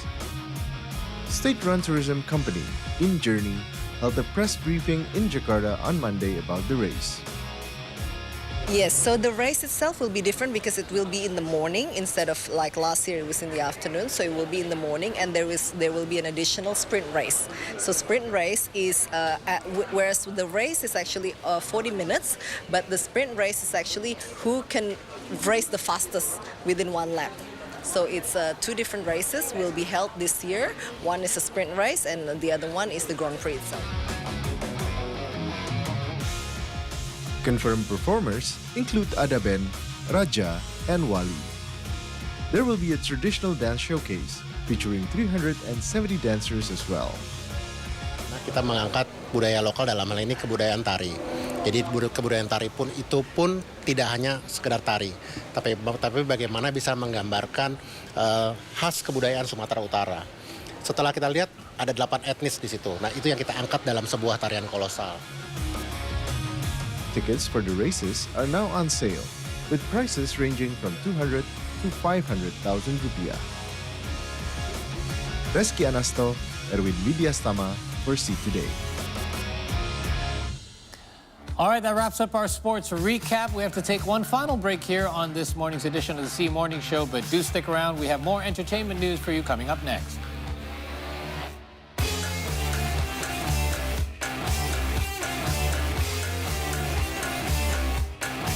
Ke Binjai mau migrasi. Cakep. Anjay, aku depot sih. Ya, aku cuma mau bilang hari ini kamu tuh cantik loh. Aduh ya Allah. Oke lah kalau penampilan dia nggak sebaik itu, nggak sebagus itu, nggak seganteng itu, tapi itu hatinya dia sebaik itu dan tidak ada orang yang pernah gue temuin hatinya sebaik Mas. Pemain.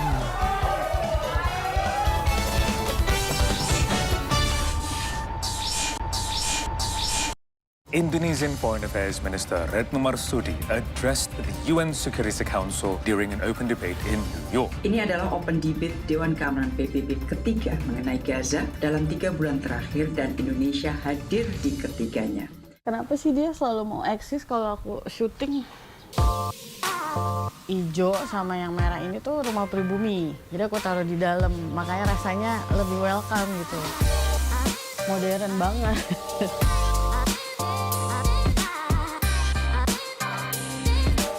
Itu sempit banget kalau ceilingnya pendek. Menurut aku ya, kita belum ngerasa memiliki kalau belum ada sejarahnya.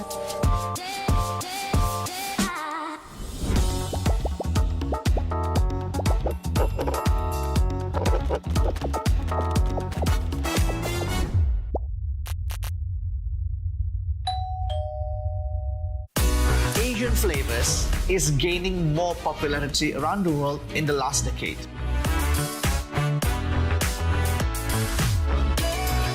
Personally love this, not just because it is familiar for our palate, but because the airiness, the textures of the youtiao, it's completely different when baguette. So with those appetite and with those pleasure-driven people, Menteng is a very special place for restaurant. Gue yang penting apa yang gue makan bisa gue buang pada saat gue olahraga, gitu. Jadi Adila kalau ketemu mungkin dia ketawa. Dengan proses, gue bersyukur banget Kubu Junior tuh sempat bubar tahun 2016-2017. Feelingnya sabu-sabu, karena sabu-sabu kita cuma makannya setahun sekali. Kalau kita dengerin Spotify ya, Pak gimana sih caranya aku bisa masuk di sini gitu. Ya nggak boleh menghalangi lah.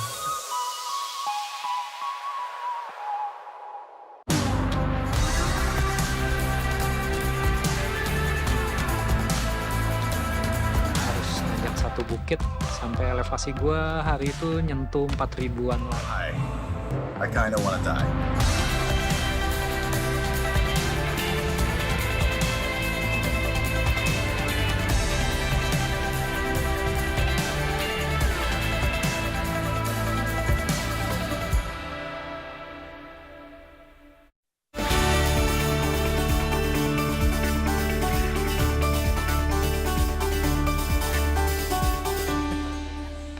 Hello and welcome back to the C Morning Show. It's our final segment. It's the entertainment segment. And we'll start with this one. After its global journey through Europe and Asia, the film Women from Rote Island, which won 4 Image Trophy Awards in 2023, will soon hit theaters in Indonesia at the end of February. That's right. Starring a local cast from East Nusa Tenggara, the film sheds light on discrimination and centuries-old traditions that marginalize women as second-class citizens in society. It also amplifies the voices of women from remote villages who are often overlooked. Mama Marta, tadi potong ada omong. Kalau Marta son pulang, pasti pulang, Bapak. Pasti pulang. Pasti pulang. Mama! A new film featuring women from Rote Island is set to be released in theaters, showcasing their struggle against sexual violence in Indonesia. Seperti yang Mama sudah pernah bilang, sebagai laki-laki yang terlahir dari kelamin yang berdarah, Marta, kita minta maaf. The movie stars local celebrities from East Nusa Tenggara, including Irma Rihi, Linda Ado, Salum Ratu, and Fan Jove, portraying the women's experiences with sexual violence and the challenges they face in seeking justice due to cultural norms and complex legal processes. Penjahat kelamin. Director Jeremias Nyangon shared the idea for the film came from his desire to create a work for Indonesian women addressing the issue of sexual violence. Anjing saya nggak bisa ke skala serigala. Karena sama-sama anjing toh? It took him around a year and 8 months to develop the screenplay and find the perfect filming locations. Nyangon hopes the audience will not only be captivated by the beauty of Rote Island, but also gain a deeper understanding of the mental health struggles.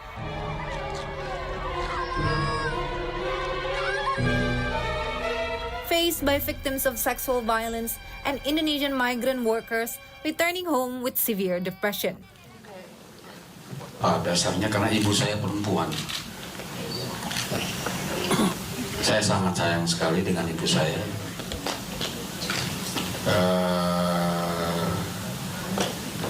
Ya saya pengen bikin sesuatu untuk dia, untuk perempuan, untuk mama-mama, untuk emak-emak, dan segala macam.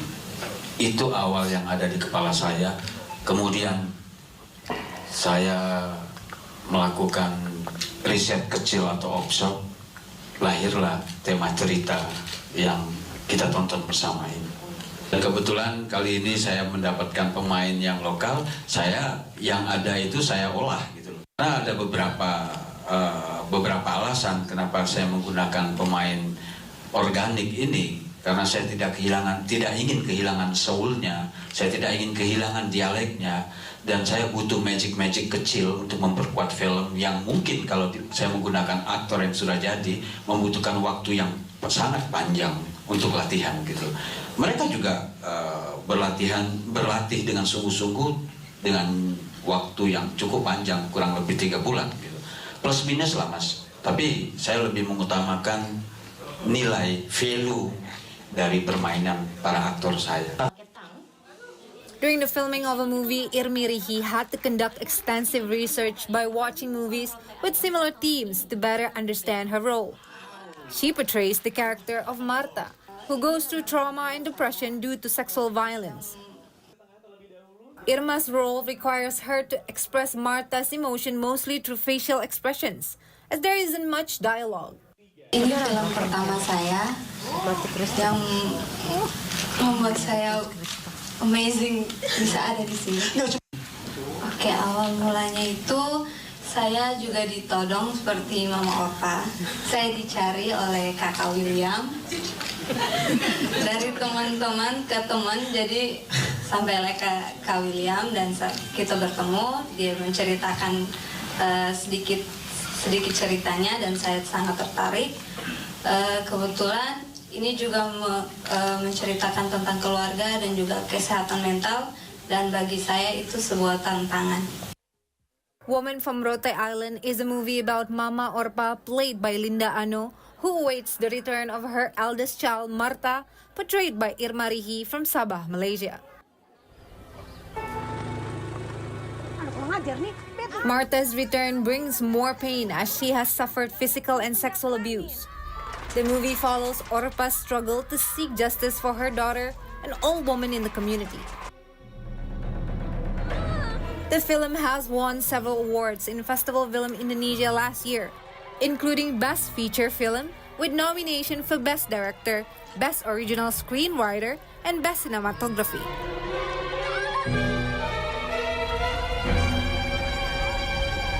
See Today contributor reporting from Jakarta. All right, that wraps up our entertainment segment. In fact, that wraps up our entire program here on this Tuesday morning edition of the C Morning Show. Thank you so much for joining us today. It's always a great pleasure for all of us to bring you our daily updates. Make sure that while we're not connected on the air, that you're still following us via our social media accounts. You can find them right here at C Today News on Instagram, X, or YouTube. And See Today can now be enjoyed in Australia on Foxtel's Flash app or in Macau at Cable TV Channel 84. Or if you're in the Philippines, you can also watch the Converge Vision Channel 58 and Singtel Singapore Channel 15 and StarHub Channel 720. And for Telkomsel users, you can also watch See Today on the Maxstream and My Telkomsel app. Don't forget to also tune in again tomorrow, same time, same channel, and be sure to also catch our afternoon show every day at 5 p.m. I'm Shahna Suartono. I'm Karina Basrewan.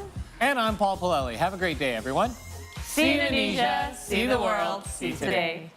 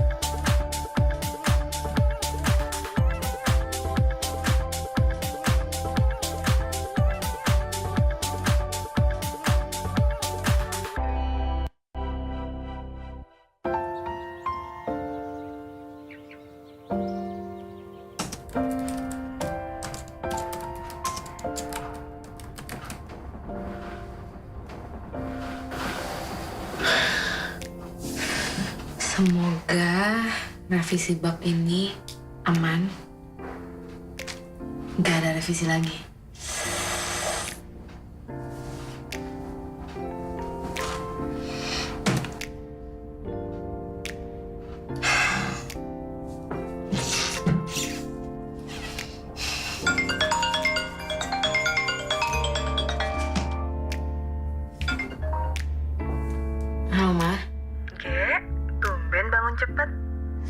Iya, Ma, aku udah bangun dari subuh. Kamu lagi ngejar deadline? Iya, soalnya hari ini harus submit bab baru. Doain ya, Ma, semua lancar. Pastilah, sayang. Kapan sih Mama nggak pernah doain kamu? Makasih, Ma. Iya, Ge. Mama cuma pengen kamu